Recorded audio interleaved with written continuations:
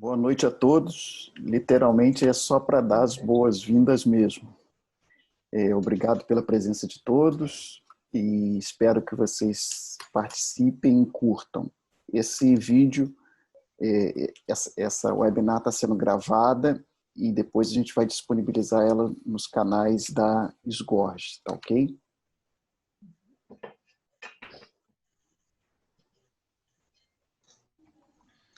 Obrigada, Renato. A gente vai começar, né? A gente sabe que o pessoal também está entrando agora, muita gente passando o plantão, mas a gente vai começar devagarzinho para que todo mundo possa aí acompanhar da melhor forma possível, tá? Bom, a gente tem uma lista de perguntas que a gente acredita que vocês, residentes, já receberam previamente, pelas mãos dos próprios coordenadores de programa de residência médica e também pela própria Sgorge, né? Então, primeira coisa que eu gostaria de falar com vocês, né, com todos os residentes, atualizem os seus dados junto à Sgorge, tá? Vocês receberam e-mail, quem ainda não está cadastrado, é importante cadastrar, é importante se associar para a Sgorge. Então, lembrando que os R1s, eles não pagam a Sgorge, não tem uma anuidade. Esse ingresso é totalmente gratuito, mas eu preciso que vocês levem, que vocês encaminhem. Pode ser pelo e-mail, pode ser agora pelo aplicativo Sgorge, que vocês encaminhem o comprovante que vocês estão realmente no R1 da residência médica de ginecologia e obstetrícia. Precisa de alguns documentos, né, como carteira do Conselho Regional de Medicina, diploma, e que vocês estão cursando o primeiro ano de residência médica. Já o R2 e R3 tem uma pequena taxa, mas que a gente incentiva que vocês realmente se associem. A gente, no final do ano, mês de novembro, vamos ter o nosso Congresso Sgorge. Quer dizer, vocês vão ter alguns ganhos aí, além da importância de se tornar-se associado, porque acreditamos que realmente, né, uma sociedade só é forte, só consegue atuar se tiver pessoas que realmente entendam, compreendam que realmente essa união, né, como diz o ditado, a união faz a força, que essa união é importante para a gente conseguir maiores conquistas dentro da nossa especialidade. Então, sempre vai ficar esse apelo aqui, que vocês mandem o seu cadastro, quem não está recebendo, deixa aqui o nomezinho no chat, para que a gente possa entrar em contato com vocês, um telefone, para a gente poder fazer essa melhor e maior comunicação com vocês durante o ano, principalmente nas nossas próximas aulas. Nós vamos falar, nós vamos tentar responder essas perguntas, mas, é claro, já fica aí o convite para vocês, caso vocês tenham alguma dúvida que não esteja sendo contemplada naquelas questões previamente dadas ou no decorrer da nossa explanação, que vocês façam a pergunta pelo chat, tá? Não é possível, os microfones de todos vocês fiquem desligados, para que tenhamos maior proveito, né? Para que não tenha tantos ruídos e também para que a gente, para que a gravação saia da melhor forma possível, para que vocês também, posteriormente, ou vocês mesmos ou outros colegas, tenham acesso nas redes da Sgorge, tá? Então, por favor, não liguem os microfones e qualquer dúvida que vocês necessitem, coloquem no chat, que a gente, na medida do possível, vai tentar responder esses questionamentos, essas perguntas. Combinado? Bom, hoje nós vamos falar, né, nessa atenção à mulher no climatério, claro, do ponto de vista ginecológico, né? E endocrinológico, quer dizer, vamos falar um pouquinho mais do climatério, uma coisa bem prática, como vocês devem conduzir, seja nos ambulatórios de vocês, seja no futuro nos consultórios de vocês, tá? Para dividir essa coordenação, nós chamamos a doutora Tereza Maria Pereira Fontes, que vai coordenar também os trabalhos junto comigo. Professora Tereza é do Hospital Municipal de Piedade, do Hospital da Polícia Militar e também professora da Universidade Estácio de Sá, Campus João Shoa. Para fazer as respostas, né, para participar mais do debate, nós contamos aí com 3 professores. e desde já agradecendo toda a atenção deles, a disponibilidade. E a primeira que eu apresento é a professora Flávia Lúcia Conceição. Professora Flávia, professora associada de endocrinologia da Universidade Federal do Rio de Janeiro, minha amiga, minha colega lá de HU, do HUCFF. Ela é coordenadora também de pós-graduação de endocrinologia do FRJ, e eu digo que ela é quase uma ginecologista, né? De tal forma que ela realmente trabalha com a gente, está sempre junto com a gente, não só na ginecologia do HU, mas é uma super parceira da SGORG há tempos. Então, Flávia, muito obrigada aí por você estar aqui com a gente.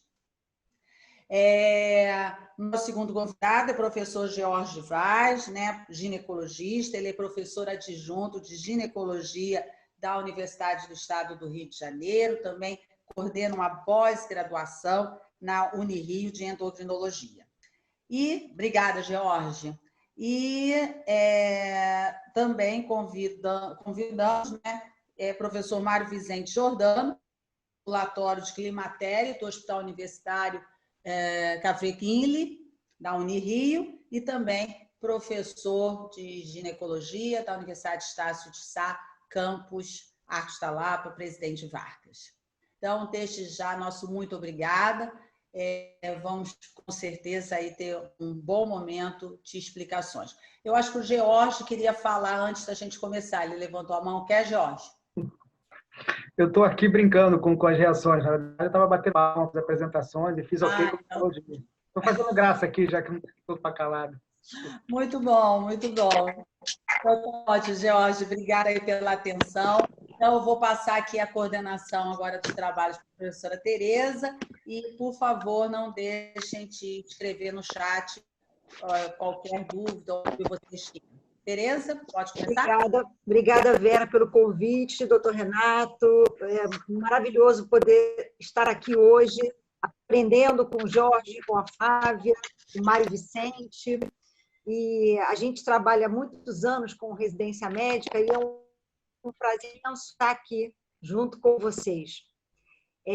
A minha primeira pergunta é para o professor Mário Vicente, né? E eu queria perguntar, professor, se a gente deve pedir algum tipo de exame de rotina para as mulheres no climatério, ou a gente deve solicitar somente se ela for sintomática, se ela tiver alguma queixa? Boa noite a todos. Estão conseguindo me ouvir? Ok. Tá bom. Boa noite a todos. Obrigado, Renato, Vera, Tereza, pelo convite, meus amigos, né, Flávio e George. É muito bom, né, estar de volta à sociedade comentando e discutindo alguns casos tão interessantes que eu gosto muito da parte de climatério, né, e endocrinologia.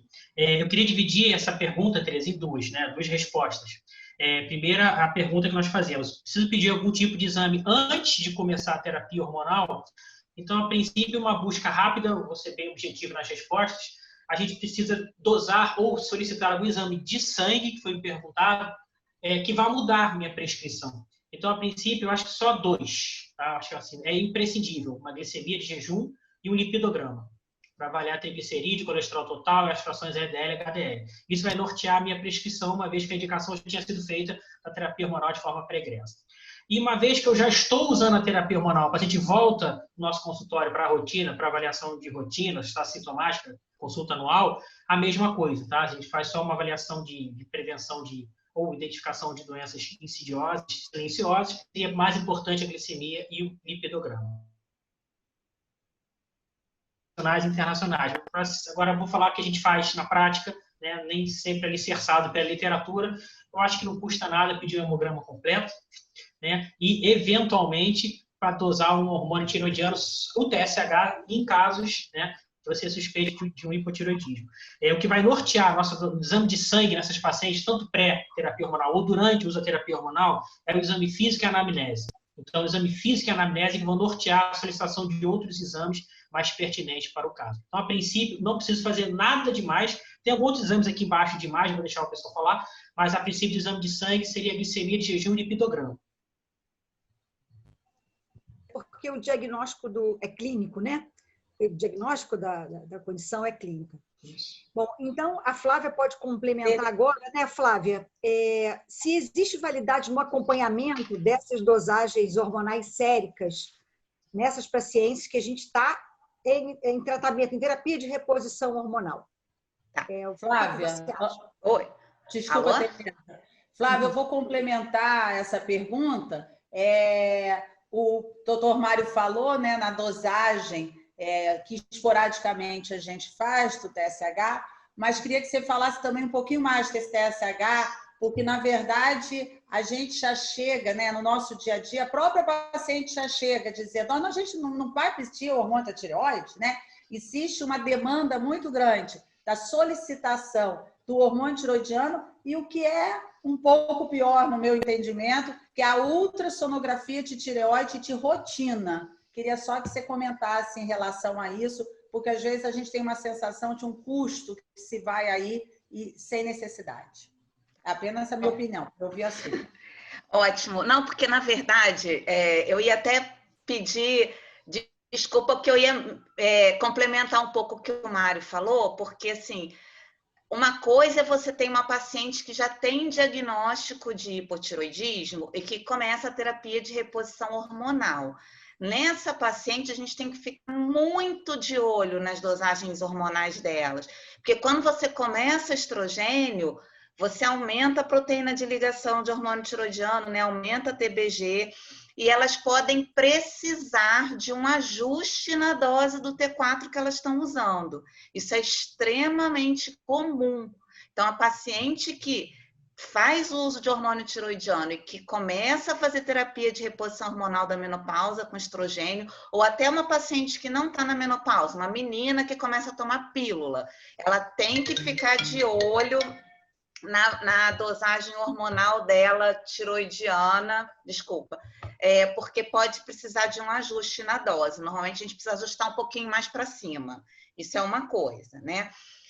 A avaliação de screening de rotina para hipotiroidismo, em algumas sociedades fala-se até para você começar com 35 anos de idade, porque, na verdade, o hipotiroidismo mais comum, que é o hipotiroidismo autoimune, você tem uma incidência um pouco maior em mulheres e um pouco maior em mulheres pós-menopausa. Então, em teoria, você está de acordo, você pedir hormônio tiroidiano, sim.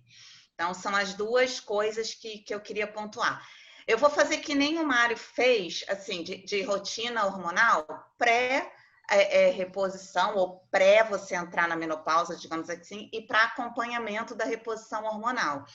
Assim, pré-reposição, não precisa fazer nada. Diagnóstico de menopausa, diagnóstico clínico, retrospectivo, 12 meses de amenorreia, não precisa fazer mais nada numa paciente que já tem fogacho e tudo, você fecha o diagnóstico.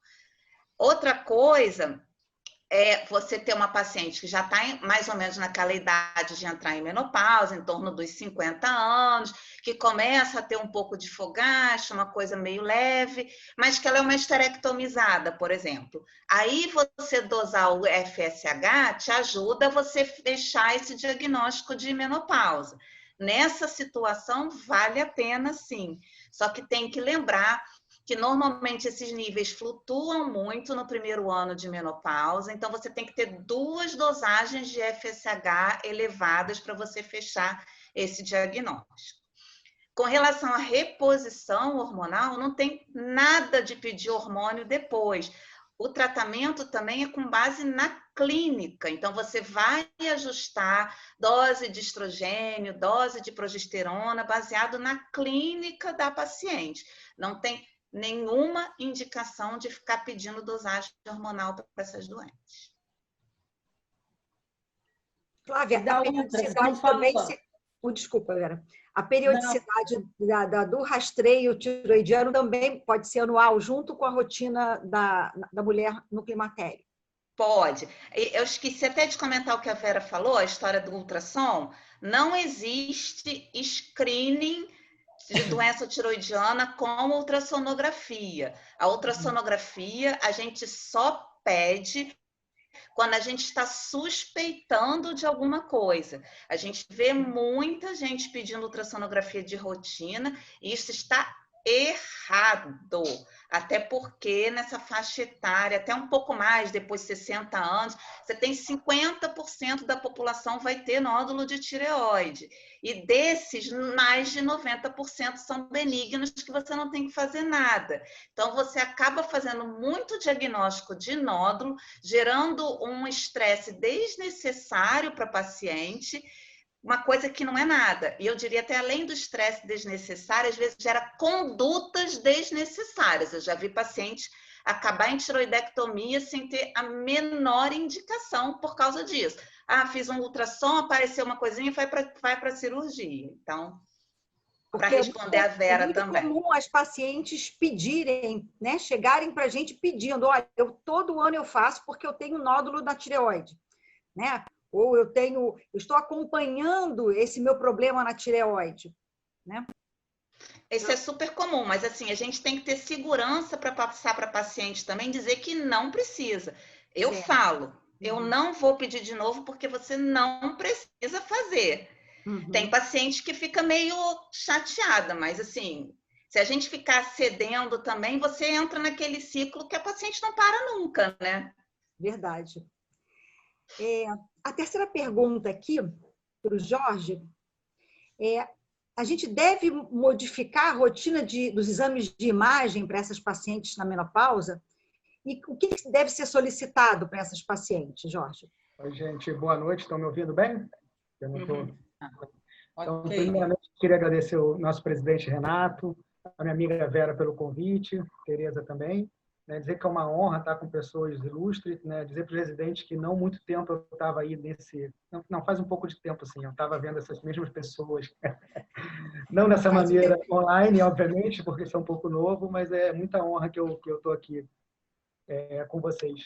E, assim, Tereza, assim, se a gente parar para pensar um pouco, primeiro eu quero só falar um pouco do que foi, né, abordado pelos professores.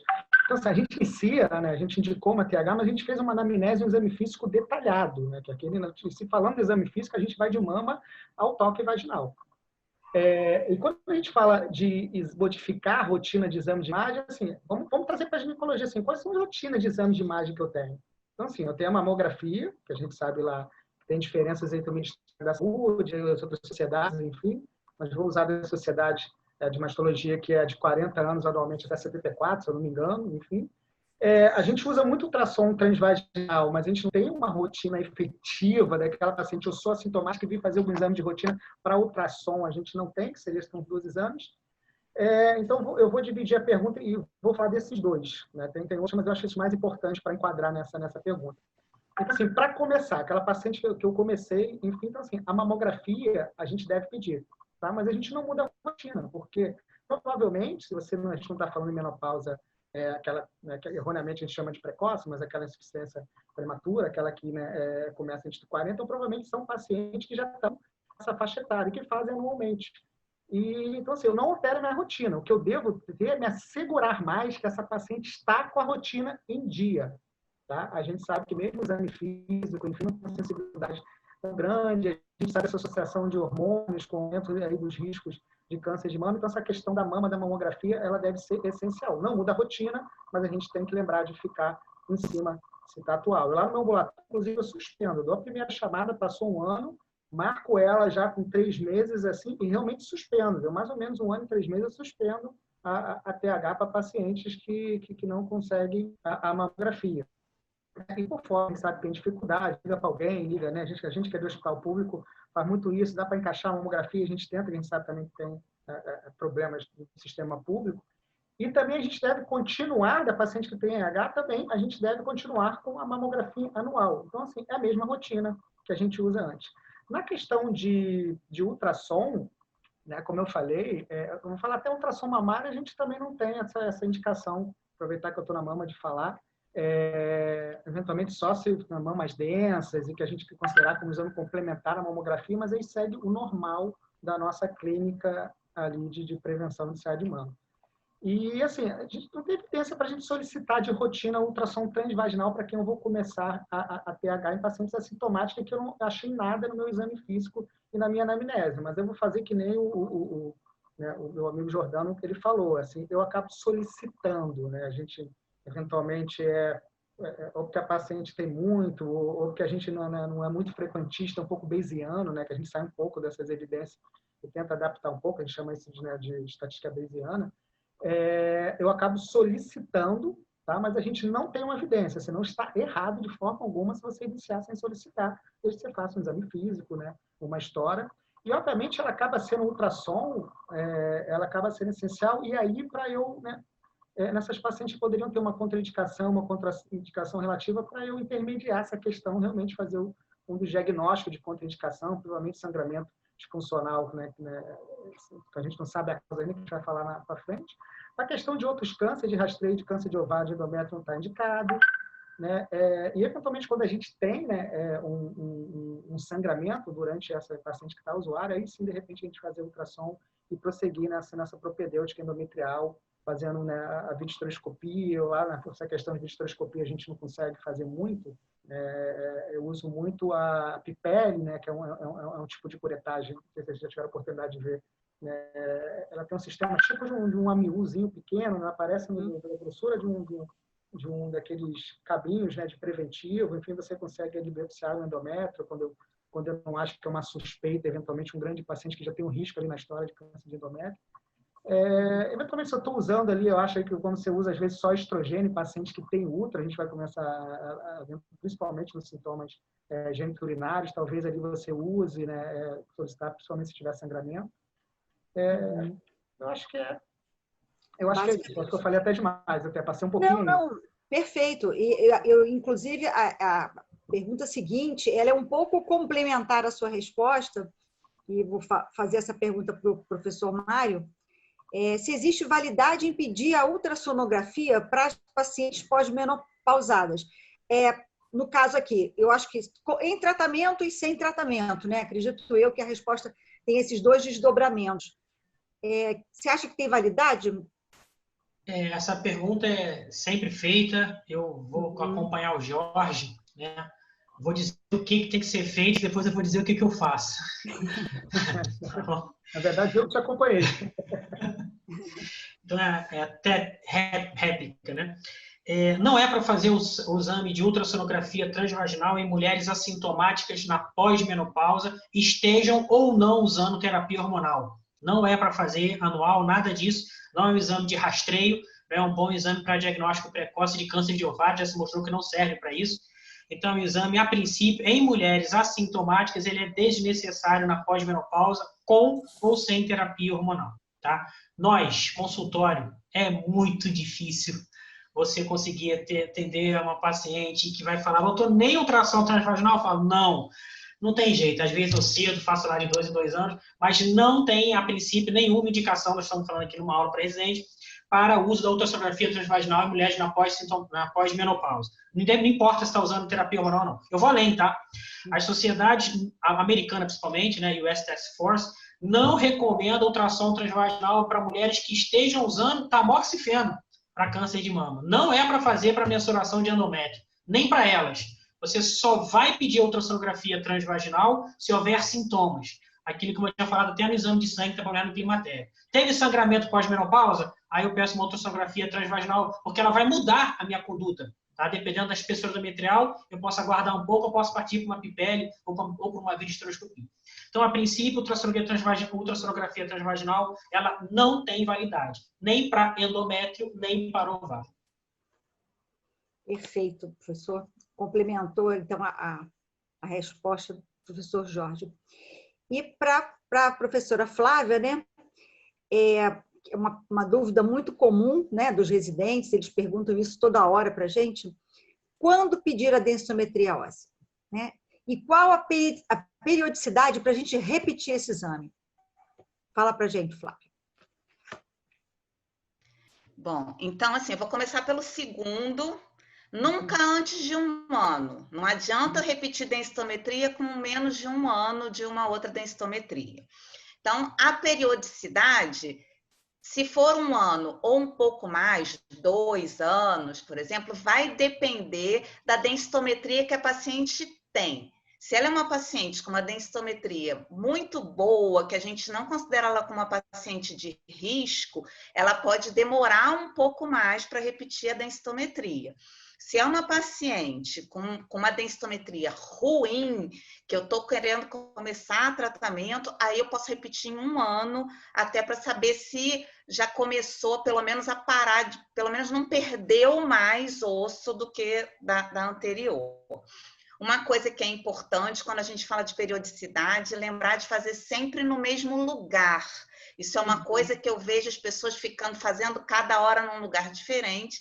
Não adianta nada, porque a gente não tem como comparar. Então, eu sempre dou para as pacientes o seguinte: escolhe o lugar que você vai fazer, que é melhor para você, que tem no teu plano de saúde, ou que seja perto da tua casa, enfim, o que for, e que você vai ficar sempre fazendo naquele lugar. Obviamente, estou falando de lugares que fazem bem densitometria, né? Porque aí a gente vai fazer, o aparelho vai ter o software, a gente vai poder comparar uma com a outra e ver se ela está perdendo ou se ela está ganhando massa óssea. Então, isso é um ponto importantíssimo. Primeira parte da pergunta, com relação a quando eu pedir a densitometria. O screening universal seria para mulheres com 65 anos. Para todo mundo deveria ter uma densitometria aos 65. Para mulheres antes disso, não é obrigatório. Você pode pedir para pacientes que tenham fatores de risco para osteoporose. E aí a gente tem aqueles calculadores de risco, tem o FRAX, né? Lembrando que o FRAX ele foi inicialmente desenhado para isso, para a gente calcular o risco para depois pedir a densitometria. Então, você vai ver o risco dessa paciente e você define se ela precisa ou não de uma densitometria. Na prática, uma paciente com 50 anos entrou na menopausa. Se é aquela paciente pequenininha, magrinha, que tem todo história familiar de osteoporose, que tem todos aqueles fatores de risco, eu já vou pedir com 50 anos. E aí, assim, já vou até usar essa densitometria no caso, assim, se ela é uma paciente que não tem nenhuma contraindicação à reposição hormonal, já vou até me adiantar na próxima pergunta, não tem nenhuma contraindicação à reposição hormonal, tem 50 anos, tem uma densitometria ruim, eu até opto por iniciar a reposição hormonal para melhorar o osso, que a gente sabe que melhora bastante. Então, isso é uma coisa que me ajuda, mas não é obrigatório na paciente com 50 anos fazer densitometria. E antes disso, muito menos. Então, sempre levar em conta, né, os fatores de risco e o que a gente vai encontrar, né, na anamnese do exame clínico dessa paciente, né? Sempre usar o bom senso também, né? Pergunta ao professor Jorge, né? A gente deve usar sistematicamente o estrogênio local antes da coleta do preventivo de todas as pacientes que estão na pós-menopausa? Você acha que... Como está essa pergunta, a resposta de cara é não, gente, né? Com certeza não. Mas, assim, o estrogênio ele tem um papel fundamental para auxiliar. Eu poderia dividir essa paciente, quando usar, em duas.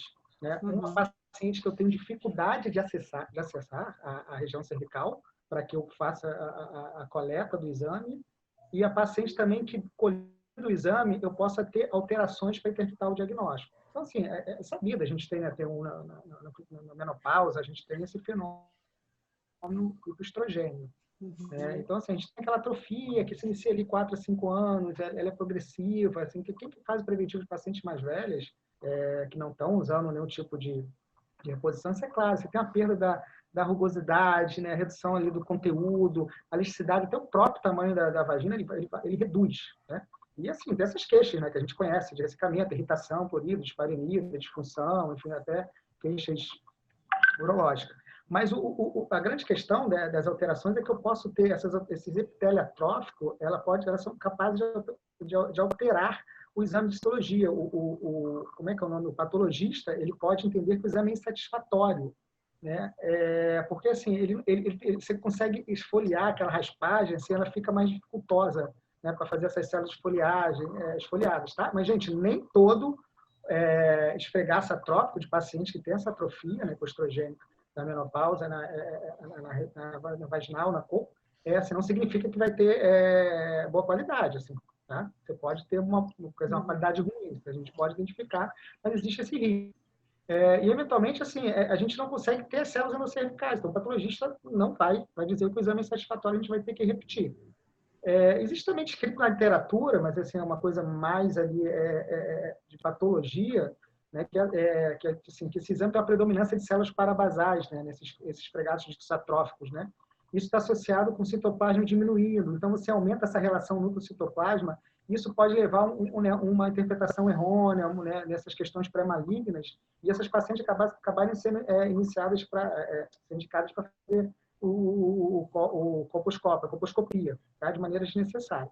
Então, assim, essa questão não acessou, às vezes é bem complicado, é bem difícil, bem incômodo, a gente aí vai fazer o estrogênio que a gente faz de maneira tópica vaginal. E a gente usa aqueles estrogênios que tem ou quase nenhuma ou muito baixa absorção sistêmica, né? Que são, nessa via oral a gente tem o promestrieno, a gente tem o estriol e tem os estrogênios conjugados. Tá?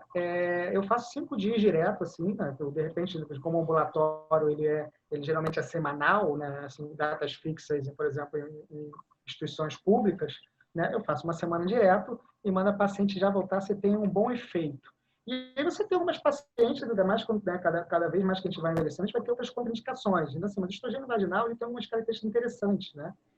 Então, assim, a gente sabe a questão de trombose, estrogênio, mas ali o vaginal se não ficou provado, a gente não encontrou um aumento de trombose. Então, assim, mesmo que ela tenha uma contraindicação, eu faço tranquilamente, às vezes por 7 dias. Essa questão de ela ter também um risco de ser uma paciente até com risco aumentado pelas características dela da anamnese de um câncer de endométrio, eu também faço bem tranquilo, tá? Estou falando de risco, gente. Não, o paciente tem câncer de endométrio, provavelmente nenhum outro vai ter para a gente fazer. Tá? Essa questão de mama, risco, enfim, é muito pouco tempo, muito tranquilo de ser usado, a gente usa sem medo, tá? A gente tem com bastante segurança, um resultado bom. Acho que é isso. Eu falei demais. Até porque diminui muito o desconforto da passagem do espéculo, né, na hora do exame ginecológico. Uma atrofia importante, ela causa um desconforto muito grande para a paciente, além desses inconvenientes que você falou. Acho que a Vera queria comentar alguma coisa. Queria sim, acho que só complementando, né, George? Os que o George falou é uma coisa super importante, mas cada médico ele tem que ter essa consciência. Porque, por vezes, gente, a gente vai olhar lá no espelho, vai passar bem, a gente colheu lá de dentro, às vezes a gente até já estrogenizou, veio, colheu lá da endocervice, e a gente colocou, e o patologista não está ao retorno dizendo, não vi célula endocervical. Então, essa é uma paciente que eu posso aguardar para repetir essa citologia em um ano, sem maiores problemas. Mas o que falta, gente, é a consciência e a responsabilidade que eu tentei ao máximo fazer a citologia da endocervice. Então, é isso que tem que ser bem visto, bem analisado. Não é fazer aquela, vamos fazer um preventivo rapidinho e não vem célula endocervical e eu me dou por contente, né? Eu costumo dizer sempre que vocês recebendo uma citologia, um paciente veio de fora, veio de outro hospital, veio de outro consultório, de outro ambulatório. Se vocês pegam o resultado de um preventivo e esse preventivo, essa citologia não tem célula endocervical, você tem a obrigação de colocar essa paciente na mesa e fazer a tentativa de coletar essa endocervice. Isso porque você não sabe quais foram as condições, você não conhece aquele outro colega que fez a citologia, não sabe em que momento ele colheu, como ele colheu. Então, para a gente ficar tranquilo, exatamente o que o Jorge falou. Aí eu vou ficar tranquila. Aí eu fui lá, eu vi o colo, coloquei a escovinha lá dentro, não estava satisfeita, passei o estrogênio tópico, fui lá, colhi novamente, não veio célula endocervical. Perfeito. Isso pode acontecer, mas você fez todo o aparato, você fez todo o procedimento para correr atrás, entre aspas, atrás daquela célula glandular que realmente vai fazer com que a tua citologia oncótica seja satisfatória para o rastreio de câncer de colo uterino. Eu sempre lembro que muitas vezes pegar uma POSI, né, puxar um pouquinho o colo, retificar o colo com uma POSI para depois passar a escovinha, é um procedimento muito simples e que você aumenta a acurácia da sua citologia oncótica. Agora, Vera, aproveitando que você é uma patologia cervical por excelência, como a Tereza falou, assim, a gente tem essas duas colocações. Uma, a gente não conseguir desconforto, o acesso a... Eventualmente, a gente ainda tem janelas de oportunidade. A gente vive na ginecologia com essa questão, né? Na saúde de janela de oportunidade. Eu não sei se você vai me criticar, não, mas se eu entender que eu tenho essa janela, que é melhor colher agora, que não vai fazer, não vai estrogênio, eu, às vezes, boto, né, um lubrificante. Se o patologista disser que a amostra é satisfatória, segue o jogo. Ou você acha que eu estou realmente... quando eu opto por fazer o óleo mineral, que eu acabo usando, né, que eu tenho lá, a gente que bota um pouquinho no espéculo, tendo, você acha que eu prejudico muito essa amostra quando eu entendo que não vou conseguir fazer um estrogênio por outras questões? Eu entendo bem essa história da janela de oportunidade, porque a gente sabe que essa paciente chega lá aquele dia e pode ser que ela não possa vir porque questão financeira na semana seguinte. Então, quando eu percebo isso, eu colho a citologia de qualquer forma, porque eu tento fazer o melhor possível. Mas eu realmente, Jorge, eu não uso nenhum lubrificante, nem óleo mineral, não utilizo nada. Se eu conseguir... Não, em casos extremos, que eu estou falando, esse caso específico. Se eu conseguir, muito bem. Se eu não conseguir, pelo menos eu já tenho uma boa amostra da ectocervix, uma boa amostra não, mas eu consigo ter uma amostra e deixo para orientar, faço esse esquema, ou então faço um esquema mais espaçado do estrogênio tópico, para que ela volte. Às vezes é uma paciente que você pediu, como vocês já falaram, algum exame complementar, e ela tem que voltar daqui a 1 mês, 2 meses, eu faço aí um estrogênio 2, 3 vezes, estrogênio top 2, 3 vezes na semana, para que daqui a 2 meses, se precisar, eu tenho condições melhores de coleta de histologia. Ô Vera, nós fizemos, eu fiz um trabalho de PIBIC com alunos da Estácio e com os residentes lá na Piedade, utilizando uma pequena quantidade, eram 2 gotinhas de lubrificante à base de água. Fizemos com outro grupo, outro braço, com a vaselina, mas muito pouquinho, 2 gotinhas mesmo, uma em cada face externa do espéculo. E eu não me lembro agora qual era a nossa amostra, mas eram quase 200 pacientes, né, em cada braço. Virou PIBIC, mas a gente acabou não publicando. E nós pegamos 2 citopatologistas, né, e de forma aleatória cega, nós mandamos as lâminas. E assim, o que eles mostraram é que na quantidade que a gente colocou, bem pouquinho, não houve interferência na amostra. Então, se você usar muito pouquinho, só para diminuir aquele desconforto, eu acho que, assim, claro que a gente teria que encorpar esse trabalho, publicar, mas isso é um bom indicativo, né? Se a gente talvez usasse um pouquinho só para diminuir aquele desconfortozinho inicial da passagem do espéculo. É exatamente isso que eu estou falando. Situação extrema, pouco, com o próprio dedinho passa. Bem pouquinho, pode ser, para a parte externa, sim, mas tem que ter... Teórico, né? Tem que ter, bem pouquinho, enfim. Foi um trabalho legal lá dos residentes. Bom, então aqui, retomando aqui as perguntas, para o professor Mário, eu queria que você dissesse para os residentes se os exames, até quando a gente deve pedir para essas pacientes na pós-menopausa os exames de rastreio para o câncer de mama e câncer de colo de útero. Essa pergunta eu vou começar da parte mais fácil, tá? Que é a mais aceita, que é o preventivo. Eu acho que a gente tem mais uma uniformidade de informações com relação ao preventivo, que o meu rastreio vai habitualmente até os 64 anos, desde que eu tenha 2 resultados colpocitológicos negativos nos últimos 5 anos. Isso é que eu explico para as pacientes, tá? E a gente vai conduzindo o caso sem maiores problemas e não precisa mais fazer, né, preventivo, mas sim o exame ginecológico anual. Algumas pacientes, a maioria aceita, volta, umas não aceitam de jeito nenhum, né? Você acaba espaçando, vai continuar colhendo de 3 em 3 anos, mas alicerçado mesmo, você pode interromper com segurança comprovada 64 anos, desde que tenha 2 negativos, tá? Os últimos 5 anos.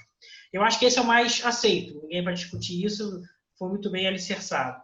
O problema está na mamografia. Bom, a mamografia, o Ministério da Saúde é um pouco mais radical, começa com 50 anos, a cada 2 anos, e acaba com 69. Acabou. Gente, eu estou falando de rastreio, né? De rastreio. Acabou com 69 anos. Sociedade Brasileira de Mastologia. Para a população geral, para a população de modo geral. De modo geral. Tá? Sem nenhum fator de risco. Isso. Para a Sociedade Brasileira de Mastologia, em consonância, a Febrasgo encampou, né? Recomendo o início da mamografia com 40 anos, sem idade de término. Eles não determinam uma idade de término de rastreio mamográfico. E aí eu vou dar agora a minha opinião, alicerçado, né, do que eu estou lendo, vendo, nossa prática diária. Eu acho que você tem que pedir a mamografia de rastreio até quando você acha que a paciente tenha uma boa qualidade de vida nos próximos 10 anos. Eu vou submetê-la a um procedimento ou um tratamento cirúrgico de câncer de mama, com uma quimioterapia pós, e ela está com uns 80 anos, mas ela está rígida, ela está muito bem. Então, essa mulher merece uma mamografia de rastreio, tá? Agora, se a mulher não está muito bem, muitas comorbidades, está acamada, a qualidade de vida está ruim, né, e ela não tem uma boa perspectiva de 5, 10 anos de vida, né, você pode não faça uma mamografia de rastreio nessas pacientes, não há indicação. E só para chamar a atenção que a Sociedade Brasileira de Climatério, né, ela diz que, junto com a Febrasgo, que você fazendo terapia hormonal, a mamografia deve ser anual, tá? Não de 2 em 2 anos, né? Mas a Sociedade já preconiza, a Brasileira de Mastologia já preconiza anual mesmo. Então, o rastreamento do preventivo é isso, acaba com 64, né? E o rastreamento, pacientes assintomáticos para câncer de mama é a mamografia. Pelo Ministério da Saúde, vocês podem parar de fazer com 69, né? E a Sociedade Brasileira de Mastologia não bota uma data fim, então eu vou ali mais ou menos dependendo da qualidade de vida dessa paciente que eu estou examinando, tá? Perfeito, isso mesmo. Professor Jorge, quando indicar a terapia de reposição hormonal, né, e por quanto tempo a gente deve utilizá-la? Não, maravilha, mas tem que me dar tempo, porque essa pergunta ela é grande, mas depois você me corta aí. Então, assim, a gente tem assim, vários consensos, eu vou usar o brasileiro, que ele define praticamente que a gente tem 4 indicações. Mas, antes de responder, eu queria contar um pouco da história para os residentes, enfim, nós somos professores e a história ela é legal, assim. Lá em 1960, existia um livro, não vou lembrar, mas era Femme Forever, não vou lembrar o nome do speaker, do professor, enfim, que escreveu um livro, né, Estrogênio é vida, estrogênio para todo mundo, estrogênio começou a ser passado, a gente teve uma fase, que eu chamo uma fase adolescente do uso de estrogênio, que inclusive falo que é a fase que a gente está no gênio agora, a fase adolescente. Sai prescrevendo a todo mundo, você tem que ter estrogênio é legal, né? E aquilo aconteceu, a gente, né, veio, né, nos anos 80, começaram a ver que isso não era tão legal assim, a gente começou a ter, né, câncer de endométrio, começou alguma coisa, veio a medicina baseada em evidência, a gente conseguia mais pegar as informações, enfim.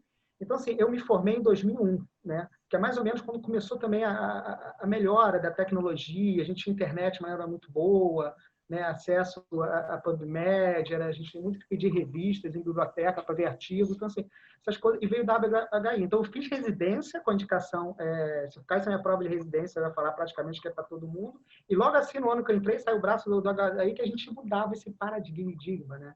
Que essa questão que, assim, não é para todo mundo. A gente está nessa fase que a gente chama madura, né? Então, o WHI é um estudo que, né, a gente, não sei se a gente vai comentar estudos, enfim, mas ele não é o único, mas ele é uma mudança de paradigma. E, assim, eu peguei essa fase que a gente prescrevia para todo mundo, e quando comecei no ambulatório como residente, tira de todo mundo, passa para ninguém.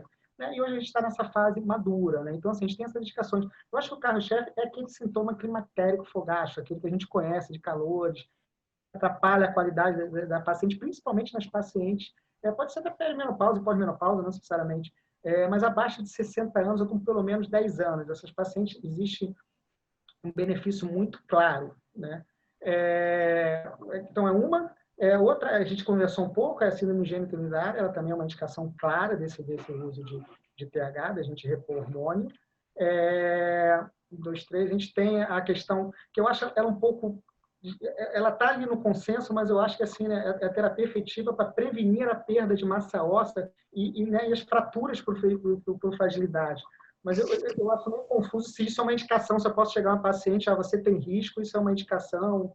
Né? Eu acho mais que é o benefício da TH do que uma indicação precisa, mas está no consenso. E a outra é a paciente, a que a gente, de novo, abre aspas para falar erroneamente, que é a menopausa precoce, que a gente não deve falar isso. Né? O nome correto seria insuficiência ovariana prematura, ou primária, ou enfim. Que é aquelas pacientes com 40 anos que a gente entende que ela tem que, é patológico e ela precisa usar os hormônios até uma idade mais ou menos, ou pelo menos de quando ela entraria numa menopausa média que é 51. Então, essas são as 4 indicações clássicas, mas dependendo do consenso da sociedade, você pode ter uma mudança ou outra, mas isso é bem claro. Mas a gente tem também, a gente vai falar de benefícios, assim, alguns outros benefícios sem indicação clássica, Tereza, porque eu acabei na outra, eu acabei entrando na pergunta de alguém, então eu queria falar de novo sem delicado, mas tem isso? A pergunta? Alô? Foi. Desculpa, eu fechei o microfone. Não, a gente vai depois falar das contraindicações, que é a sua pergunta seguinte.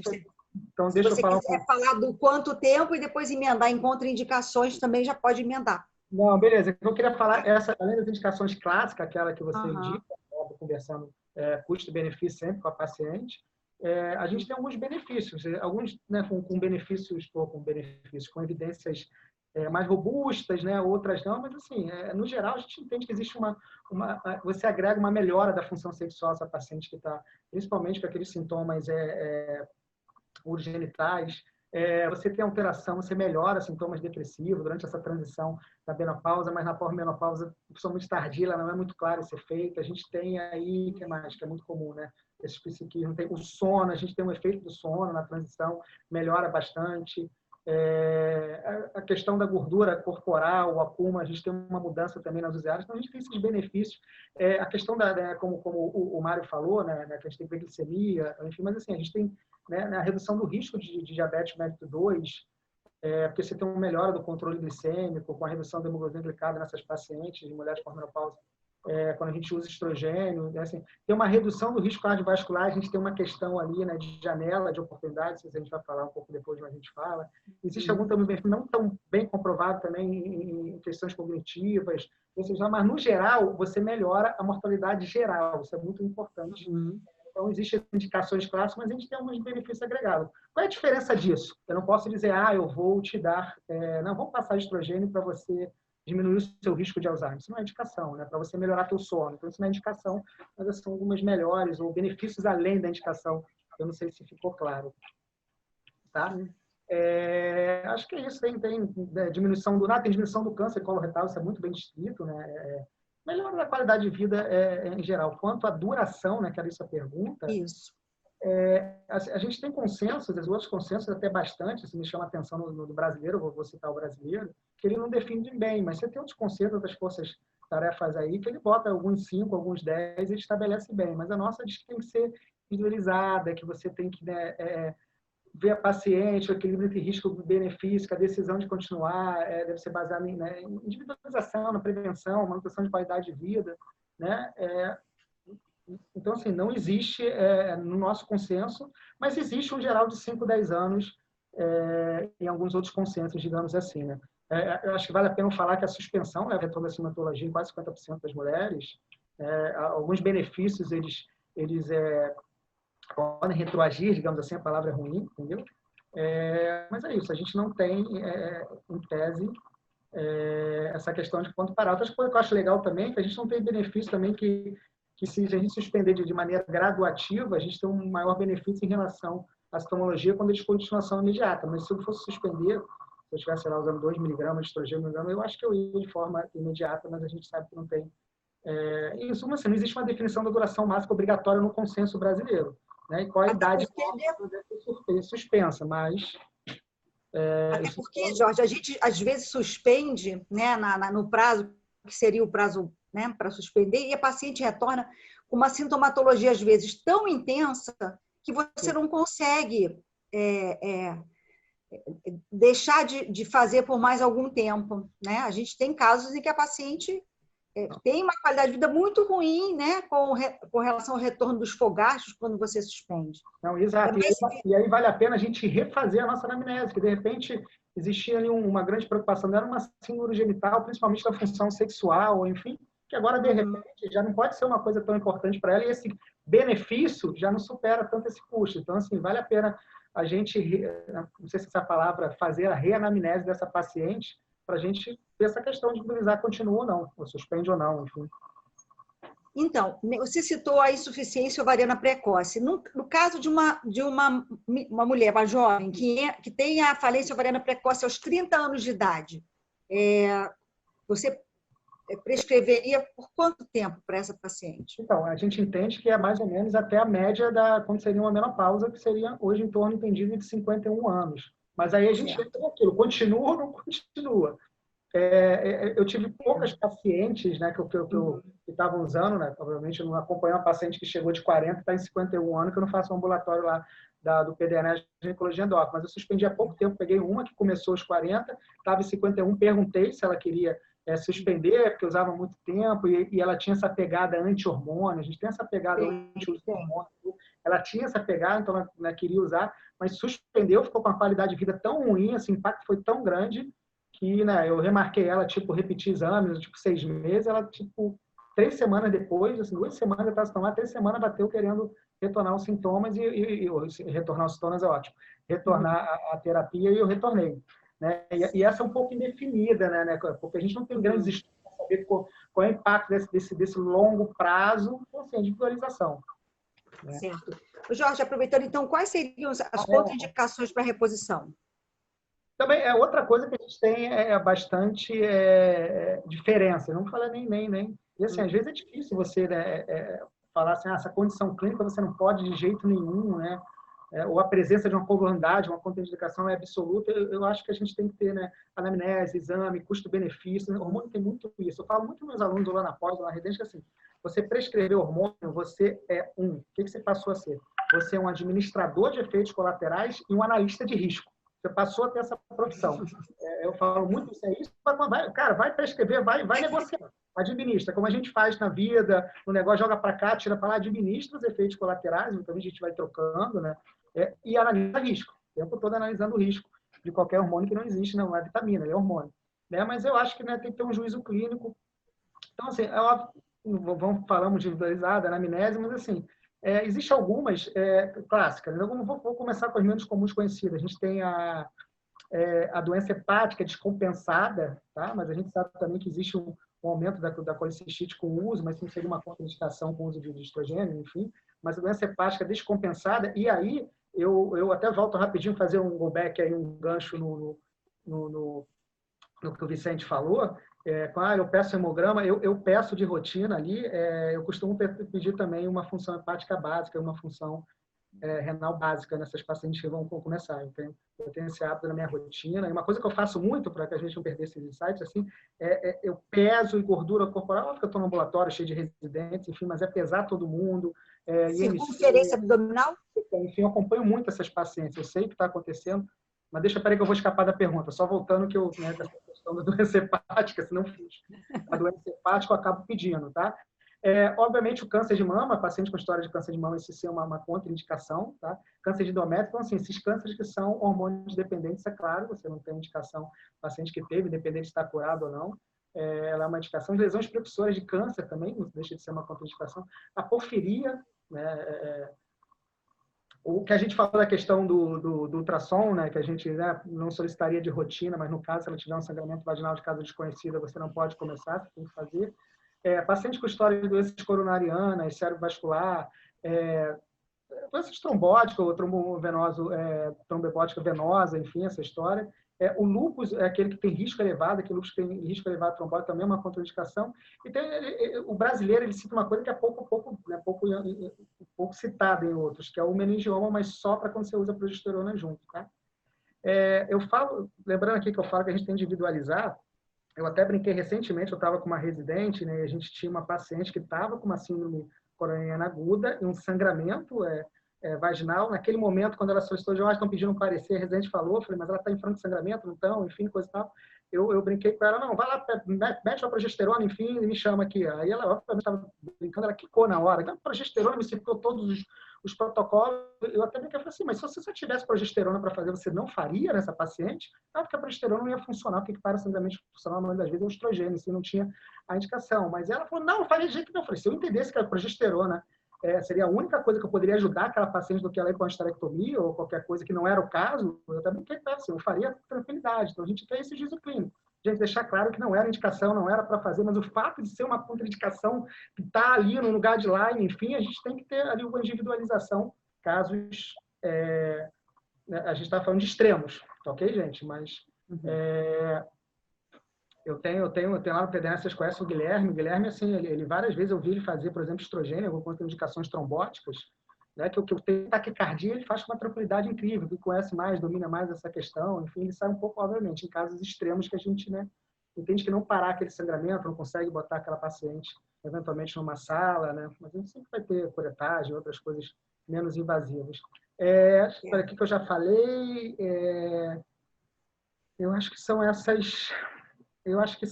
gente. A gente podia até ficar falando essas questões do tromboembolismo, enfim, mas acho que não é a pergunta. Acho que são essas, assim. Eu posso falar um pouco de trombo... Existem outras, assim, que não são contraindicações, por exemplo, né, que às vezes a paciente, o residente me fala muito. Né? Não, mas ela tem hipertensão arterial, mas se está controlada, não é uma contraindicação absoluta, diabetes mellitus, né? Controlada hepatite C, né? Ou hepatite B, se você não tem disfunção hepática descompensada, não tem problema, assim. Neoplasias, que são ginecológicas, mas que não são hormônio dependentes, a gente tem colo, obviamente, dependendo especificamente, mas o colo é ovariano, se não for, por exemplo, caramba, não saiu. Você não tem, se não for hormônio dependente, você não tem, você pode usar. Então, assim, vulvar, vaginal, tiroidiano, assim, hepático, essa história de câncer no passado que não são hormônios dependentes, né, você pode usar com tranquilidade, elas não são contraindicações. Eu passei, gente, me corta aí, Tereza. Tereza, pode falar, Jorge, já deu, senão eu não paro de falar. E eu me perco, assim, estou falando uma coisa, volta e outra, eu preciso... Eu acho que respondeu. Não, respondeu sim. Para a Flávia agora, Flávia, quais seriam as alternativas de terapias para essas mulheres, né, que o Jorge citou, que não podem, né, utilizar a terapia de reposição estrogênica? Bom, então, a gente tem os inibidores de recaptação de serotonina, né? Tem a paroxetina, tem o citalopram e o escitalopram, venlafaxina, desvenlafaxina, que são os que são mais descritos e que parece que tem um efeito melhor, né? Com relação a esses 5 que eu falei, a paroxetina tem 2 problemas, a meu ver. Primeiro é que a paroxetina faz ganho de peso. Então, essas pacientes, às vezes, reclamam porque elas já estão numa fase da vida que elas já tendem a ganhar mais peso. Então, se você faz uma droga que ganha um pouco mais, elas reclamam. Mas funciona bem para fogacho. E a outra coisa, a paroxetina, você não pode usar em paciente com câncer de mama que esteja usando tamoxifeno, porque você tem uma interferência com a metabolização da droga. Então, uma paciente que esteja em uso de tamoxifeno, você tem que escolher outro antidepressivo. Mas, como eu falei, esses todos funcionam bem. Eu, particularmente, uso bastante o escitalopram, que é uma droga que não faz ganho de peso, que tem um perfil de efeito colateral bom, as pacientes toleram bem, até melhora um pouquinho aquela questão da depressão, do humor, que também tem alteração nessa faixa etária. Então, eu uso bastante. Né? A gente tem, além desses, a pregabalina e a gabapentina, que funcionam bem, mas tem mais efeito colateral, principalmente sonolência, né? Então, também, essa faixa etária, de torno de 50 anos, a mulher é muito ativa ainda. Então, você dá uma droga que dá muita sonolência, às vezes é bem desvantajoso, né?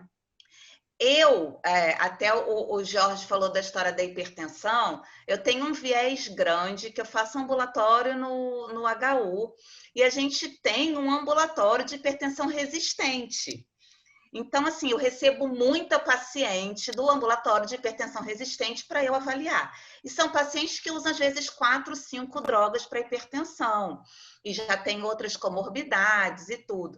Nessas pacientes, eu acabo usando bastante e com um bom perfil assim, de benefício, a clonidina. Eu, às vezes, uso clonidina, vou tirando alguma outra droga antihipertensiva dela, ou, às vezes, se ela tiver muito hipertensa, eu associo a clonidina às outras drogas antihipertensivas, e aí eu estou fazendo aquela coisa, 2 em 1, eu estou tratando 2 coisas com um remédio só. Da sonolência, mas se você colocar de noite, tem até algumas pacientes que adoram falar, doutora, agora eu estou dormindo tão bem, eu não conseguia dormir, isso é uma maravilha. Então, assim, se a gente colocar clonidina à noite, você está melhorando o sono, você está diminuindo o fogacho, você está melhorando, às vezes, o controle hipertensivo dessas doentes. Então, como eu falo, eu tenho esse viés por causa disso. Você vai falar com muita gente, quase ninguém usa clonidina, mas o meu viés é por causa disso. Então, são essas as drogas que a gente tem assim à mão para usar em pacientes que não podem fazer reposição hormonal.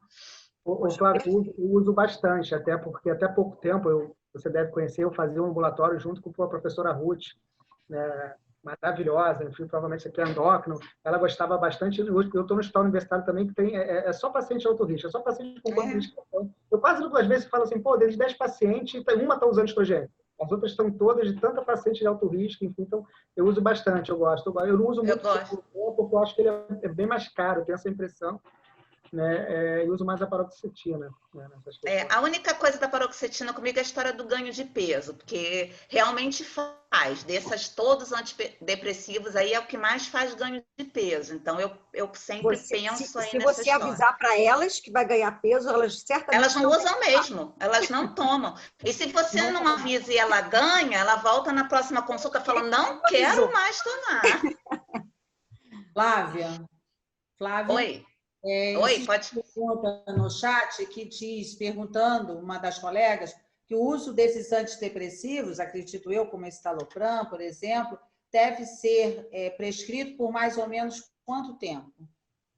Não tem duração. Enquanto a paciente estiver com benefício, a gente pode manter. Enquanto ela estiver sintomática, se você tentar tirar ela ficar sintomática, você coloca de novo. Perfeito. Outra pergunta, pode ser para o Mário, George, até a Flávia, que foi questionado aqui, quanto à classificação de Cooperman para iniciar a reposição. Pergunta como é que ela se insere, mais na indicação ou mais no acompanhamento? A libido e a síndrome urogenital não estão incluídas na classificação. Perguntando se vocês têm ciência, se existe uma revisão dessa classificação para incluir tais itens, como a libido ou a síndrome urogenital. A gente usa Blatt Cooperman no Stalgafre de rotina. Todos os pacientes que chegam no ambulatório de climatério, indicação de terapia hormonal ou não, com fogacho, a gente usa antes do tratamento e depois vai monitorizando durante o tratamento. Ela me ajuda muito na ajuste de dose, e às vezes eu melhoro muito o fogacho, mas os outros sintomas não. Me ajuda no diagnóstico diferencial com outras patologias, né? Depressão, principalmente. Né? E tem um problema, Blatt Cooperman, que eu não tenho uma escala de sexualidade, uma escala sexual, né? Aí a gente vai avaliando junto com... Nós temos um ambulatório de sexualidade no Stalgafre, a gente caminha e pede uma ajuda, né? Para esse tratamento específico.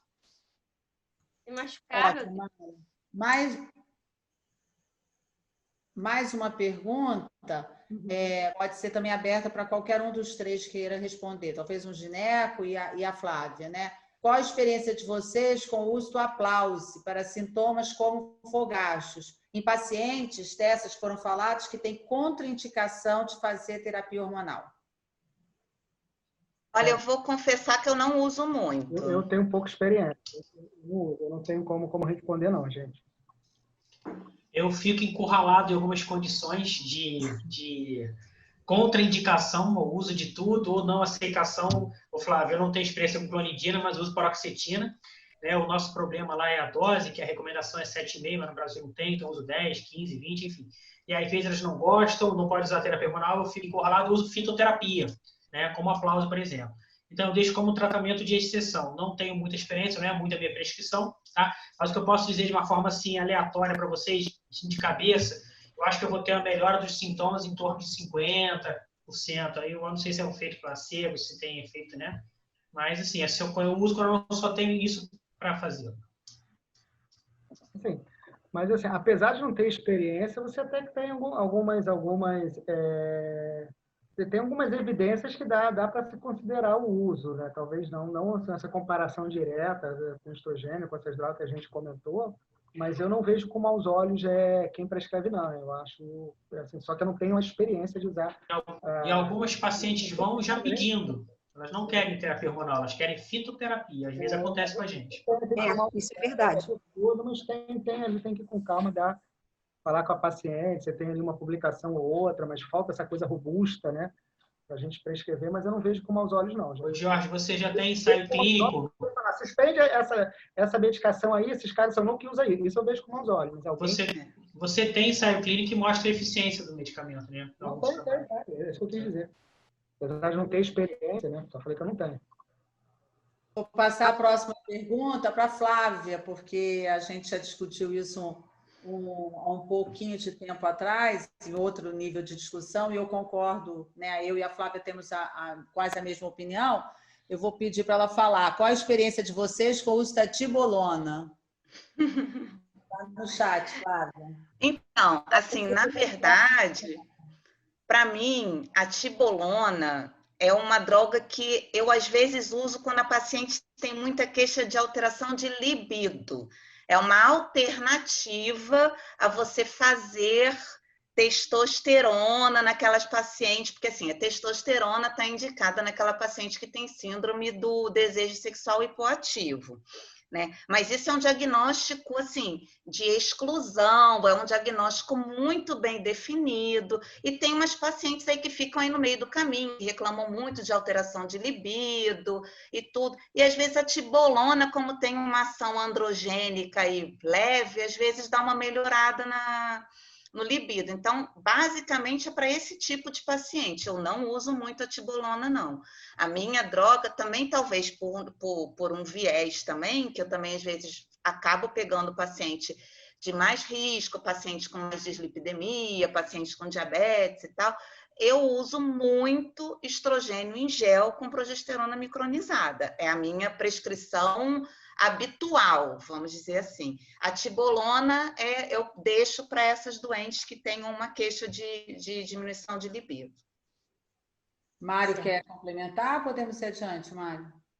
Eu ia falar a mesma coisa que a Flávia. Eu uso também como... Vou dizer o seguinte, Flávia, é meu primeiro degrau, tá? Se a tibolona melhorar, eu pulo o segundo degrau, ela volta, eu faço isso. Exatamente isso. A tibolona, ela tem uma pegada, às vezes, né, comercial, de ela resolver alguns problemas que a gente teria com o uso de estrogênio. Enfim, tem que tomar cuidado com isso, tá, gente?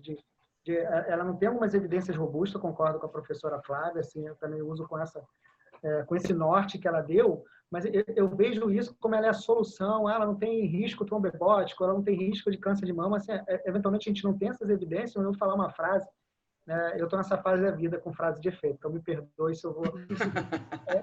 A gente tem que fazer algumas associações, mas assim, a ausência de evidência não é evidência de ausência, então a gente tem que tomar cuidado. Eu vejo as pessoas prescrevendo como um tratamento alternativo de umas contraindicações. E assim, eu vejo isso, que as pessoas chegam falando para mim, olha, me prescreveram isso porque eu não posso usar reposição hormonal. Eu falo, quem te prescreveu tá maluco, porque se você não pode usar reposição hormonal, não pode tibolona. As contraindicações são exatamente as mesmas. Se não pode estrogênio, não pode tibolona. Então, assim, para ficar gravado, hein, gente? Já que está gravado, a ausência de evidência não é evidência de ausência. Lembra disso, gente? E eu também já perdi a vergonha. Chega para mim e fala isso, olha, isso tá tudo é maluquice. Se você não pode usar reposição hormonal, não pode tibolona. Acabou. Quem te prescreveu com essa coisa tá errado. Eu já não tenho mais papo na língua, não, gente. Imagina quando chegar na minha idade, hein? Gente, quando eu fico... Olha, eu não tenho mais, porque eu não aguento, gente. Eu não aguento ver essas loucuras que o pessoal às vezes fala. Isso é assim, é até besteira perto das loucuras que eu já vi o pessoal prescrever por aí, pelo amor de Deus. Retomando, então, aqui, ô Jorge, quais os tipos de terapia de reposição hormonal e quanto tempo utilizar? Eu acho que o tempo, você já falou lá em cima, né? Mas, assim, quais os tipos, né? Quando usar cada uma delas, não era isso a pergunta? Não? Quais os tipos de TRH? Desculpa. É quando usar. Quais os tipos e quando usar? Desculpa, é quando usar. Então, eu vou ser um pouco de didática, gente. Então, assim, a gente tem que considerar nesses quais os tipos, eu acho que eu dividiria em tipos de hormônios, em vias e em esquemas. Os tipos de hormônio, a gente sabe, né, que a menopausa ela está relacionada a esse fenômeno da diminuição dos hormônios ovarianos. Os hormônios ovarianos são bem básicos: estrogênio, progesterona e, né, o androgênio. A professora Flávia já vai falar mais tarde aí, que eu dei umas olhadas nas perguntas para não os outros não cometer essa gafe de novo, mas ela falou um pouquinho, então a gente não tem uma indicação de reposição de androgênio como reposição hormonal, essa indicação ela não existe, de maneira como é usado o estrogênio na H em si. Então, a gente tem esses tipos de hormônios, estrogênio e progesterona, que a gente pode responder em sintéticos. Eventualmente, as pessoas gostam de falar hormônios bioidênticos. O que são os hormônios bioidênticos? São os hormônios que têm essa estrutura molecular exatamente igual aos hormônios que são produzidos pela paciente. E aí, outra coisa também que me deixa louco, que existe também essa pegada de uma coisa bioidêntica, natural, e aí você não tem estudos robustos, né? E as coisas ruins que a gente tem em hormônio, por exemplo, WHI, né? Que eu comentei com vocês. A gente usou estrogênio conjugado com medroxiprogesterona. Tem que olhar o estudo, se eu não me engano. Aí a pessoa, né, a gente tem algumas coisas que são claras ali do WHI que foram reproduzidas em outros, né? Alguns riscos claros da TH. E a pessoa fala, não, mas é porque não usou hormônio bioidêntico, né? Porque, na verdade, se tem um aumento de risco de câncer, é porque usou esse sintético, que a pessoa tem câncer porque não está usando um hormônio bioidêntico. Então, você tem umas frases assim, um pouco bem loucas nesse mundo, mas existe essa questão bioidêntica, que é isso, o hormônio é sintético, tá? Mas ele tem a estrutura exatamente igual à do hormônio natural. A via de administração, a gente tem a via oral, acho que eu posso falar aí, a gente tem vantagem, o menor custo, na maioria das vezes, a maior facilidade de administração, os pacientes preferem a forma oral, né? A possibilidade de ajuste de dose é mais fácil, interromper, essas coisas de medicamentos orais, né? A gente tem que falar que é um estrogênio, né? Que é a droga principal aí da nossa TH, administrado por via oral, de ser metabolizado no fígado, tem excreção de urina na bile também, mas na passagem do fígado a gente tem liberipase hepática, né? Então estimula a síntese do HDL e colesterol. Né? Então, isso é uma coisa que a gente precisa saber da via oral e dar essa aumentada aí do HDL, então melhora o nosso perfil um pouco. E as pacientes têm distúrbios, às vezes, né? Isso é muito comum em pílula não, né? Mas tem umas pacientes que reclamam de efeitos gástricos, enfim, então isso seria uma coisa ruim. A outra via seria a parenteral, né? Então, a gente tem uma boa sentação, na maioria das vezes, principalmente aquelas pacientes que não gostam da questão oral, por sintomas gástricos, mas ela provoca, né, o bom do epidural é que ela tem um impacto, assim, ela tem um impacto menor no metabolismo glicêmico. Mas a absorção pouco uniforme. Assim, o que a gente tem? A gente tem gel, né? E a gente tem os adesivos que são mais usados, mas fora do Brasil a gente tem assim, implantes subcutâneos, enfim. A gente tem a via vaginal também, que acabei falando tanto de progesterona como estrogênio, mas assim, na via vaginal, assim, aqui no Brasil a gente não usa como a forma de reposição, a gente usa mais, como eu falei, a maioria dos estrogênios que a gente usa da via vaginal são estrogênios que tem pouca absorção, então se a gente quiser um efeito sistêmico não funciona muito bem, mas a progesterona sim funciona muito bem. Eu eu falei de hormônios, já falei acho que de via de administração, os esquemas, tá? E aí a gente precisa de ver um conceito básico fundamental. Estou com a Vera aqui, que ela falou, Jorge, conceito básico, senão você não volta aqui. Então, conceito básico fundamental. Parece uma besteira, mas é assim, a gente precisa saber se essa paciente tem útero ou não tem útero. Isso é um divisor de água para um esquema, tá? Quando eu contei para vocês aquela história de começou estrogênio para todo mundo, estrogênio é vida, lá do Family Forever, nos anos 80, a primeira coisa que a gente começou a ver é o aumento de câncer de endométrio nessas áreas de estrogênio. Então, a gente essa relação clara do uso de estrogênio em mulheres que têm útero, sem a gente ter esse antagonismo da progesterona, a gente aumenta o risco de câncer de endométrio. A primeira coisa que a gente vai saber no esquema é se a mulher tem útero ou se a mulher não tem útero. Tá? E quando tem útero, a gente precisa usar a progesterona junto com o estrogênio. A progesterona não para nenhum efeito, não para nenhum efeito do climatério, mas só para antagonizar. Apesar de a gente ter corrente, dizer que a progesterona pode interferir no sono, enfim, melhora alguma coisa, mas a gente não tem essas indicações claras. Praticamente é para isso. Né? Vamos antagonizar, vamos diminuir esse efeito, esse risco de câncer de endométrio. E aí, se a paciente tem útero, ela pode menstruar ou não. Você pode combinar com a paciente que ela prefere, você usar aí, né, estrogênio durante, sei lá, 20, 21, 25 dias, ou usar esses esquemas que a gente está mudando, está saindo muito dessa casinha, dessa questão de 28 dias. Tanto nos anticoncepcionais você pode mudar um pouquinho, mas em regra a gente usa 21, 25 dias, 10 a 12 dias de progesterona, sobrepõe um pouco, pode suspender, ela pode menstruar, se assim preferir, ou então usa contínuo, ok? Você bota o estrogênio de forma contínua e vai botando 10 dias, combina com ela, sei lá, no dia 10 ou dia 20, todo mês você começa a progesterona, faço igualzinho a professora Paula falou, né? No caso, eu uso a micronizada, que a gente micronizada via vaginal é uma progesterona bioidêntica, ela é exatamente igual, mas não por ela ser bioidêntica. E a gente tem nas mulheres esterectomizadas aí sim um esquema de estrogênio isoladamente, questão óbvia, ela não vai menstruar ou não, porque não tem como, ela não tem útero. E os androgênios, né, que seria outra coisa, eu vou deixar para a professora falar, mas não existe uma indicação formal. Qual era e quando usar cada um, não quando usar, isso que eu falei, né? Já falou. Acaba aqui no esquema que a gente vai fazer, né? Os tipos, você falou das vias, né? E quando dos esquemas posológicos. Acaba falando assim. Né? O resto seria o tempo que a gente vai discutir, o tempo por Deus a gente discutir em outro. Eu posso comentar só 30 segundinhos, dá tempo? Dá. Só para complementar o Jorge, que eu vi, já me perguntaram isso várias vezes, tá? Uso de estrogênio puro, doses baixas para mulher com útero. Mais de uma vez me perguntaram isso quando eu vou falar. Eu procuro. Nenhuma sociedade concorda com isso, como o Jorge falou. E tem gente que às vezes está usando aí uma dose muito baixa, usa progestágeno a cada 6 meses para sangrar um pouco. Eu não vi isso em lugar nenhum, já procurei tudo, não é para fazer. E outra coisa que perguntam muito, que eu vejo, inclusive, é usar qual tipo, né? Terapia estrogênica e testosterona. Só os dois. Para mulheres com útero. Tá? Que a testosterona iria antagonizar os efeitos do estrogênio no endométrio, não teria problema. Eu não tenho essa experiência, eu não faço isso. Acho que isso é assim, um risco muito grande, até pela aromatização da testosterona, mas eu vejo muita gente prescrevendo, né, estrogênio e testosterona, só para ratificar isso, não é uma boa questão. E a medicina não tem essa resposta. A gente está, como eu te falei, a gente está na fase agora, né, que eu brinco, adolescente no androgênio, que tem pessoas prescrevendo, androgênio para todo mundo, é legal, assim, como adolescente. Tipos da beleza. As coisas, mas a gente vai chegar à fase madura. Mas eu vejo aí, porque aquela questão, a gente tem questão biológica, né, não vou lembrar, mas uma progesterona em tese seria um éster com 21, né, e um androgênio seria um éster com 18, 19, não vou lembrar.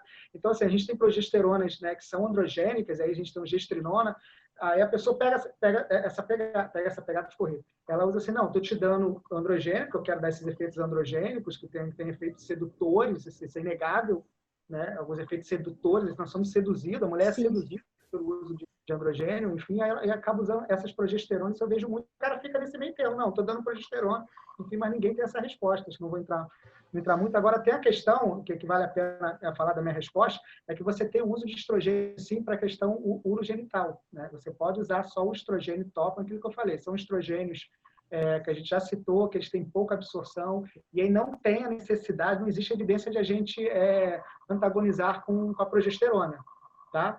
Eu acho que talvez em paciente com risco, aquela paciente que tem um risco, daqueles fatores de risco para câncer endométrio, eu faria, mesmo assim, se eu estivesse usando só a questão da via vaginal estrogênio. Então, assim, seria o único caso onde você usa só estrogênio em pacientes com úteros, mas eu estou te falando, as doses são doses, elas não são doses para TH sistêmica, digamos assim, ela é só para aquela questão de você estrogenizar aquelas células genitais inferiores, tá ok? Na maioria das vezes é o estriol, né? Então, aqui... aliás, até se você fosse me perguntar um Invivid, Rego, promistiano, ele é o que tem a menor absorção.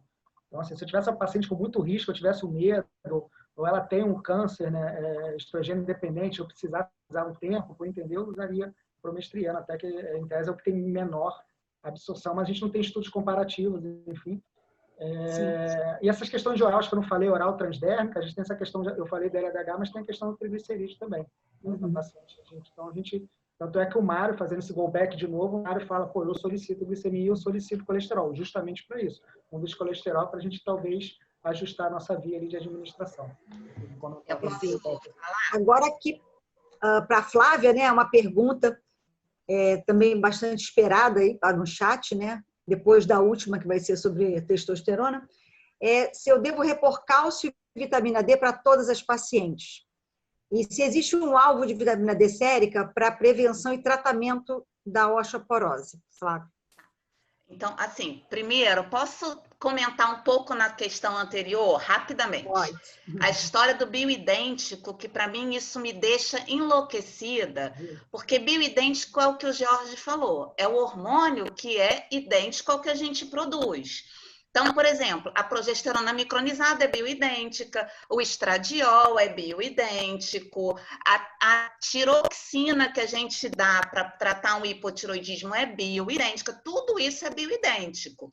Mas as pessoas usam essa terminologia para mandar manipular remédios, dizendo que são bioidênticos, que são iguais aos nossos, como se o da farmácia não fosse, e que numa dose específica para você. Isso não existe. Isso é conversa de quem quer vender remédio.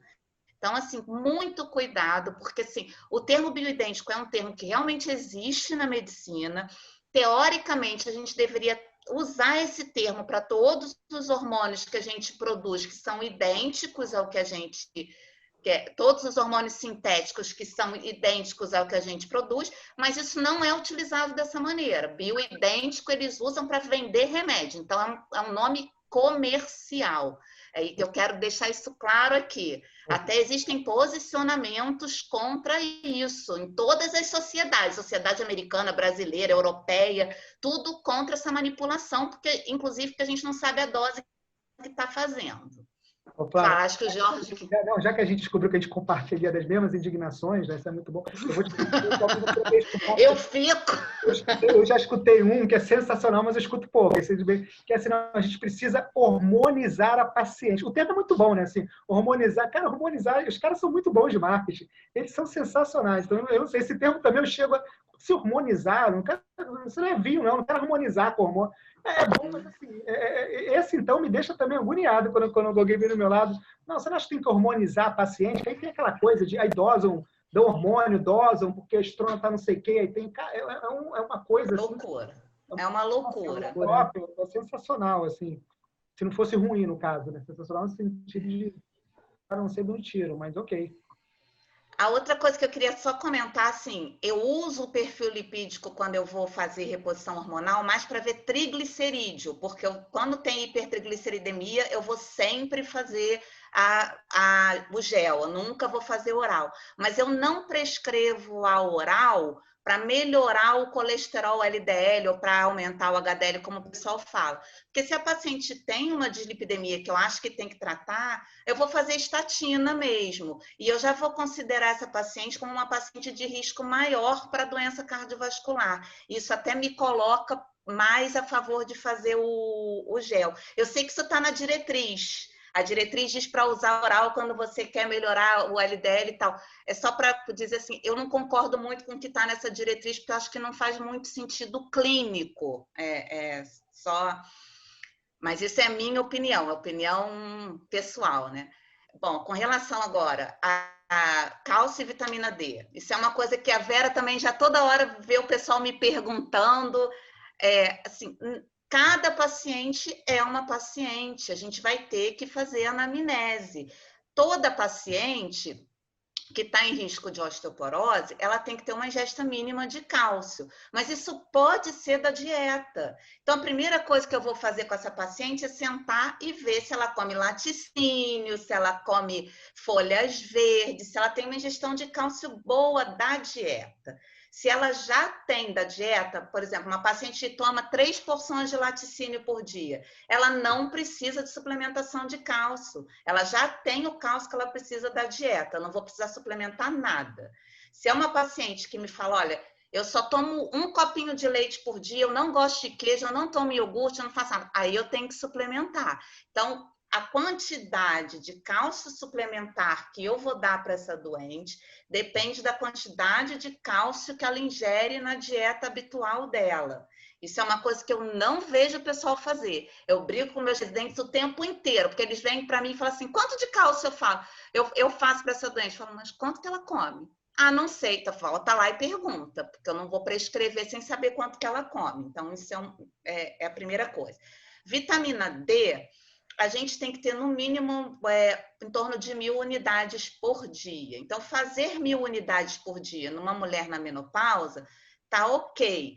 Você pode, é o mínimo que a gente vai fazer. Só que, dependendo da mulher, se ela é uma mulher com alto risco, se ela é uma mulher com risco muito elevado de deficiência de vitamina D, uma paciente obesa, as obesas têm muita deficiência de vitamina D, se é uma paciente que já fez uma cirurgia bariátrica, que tem alteração de absorção, ela vai precisar de mais vitamina D. Então, dependendo, se uma paciente que usa anticonvulsivante, o anticonvulsivante aumenta a metabolização da vitamina D, ela precisa de mais vitamina D. Então, vai depender desses fatores de risco, saber se eu vou dar 1.000 ou se eu vou dar uma dose maior para essas pacientes.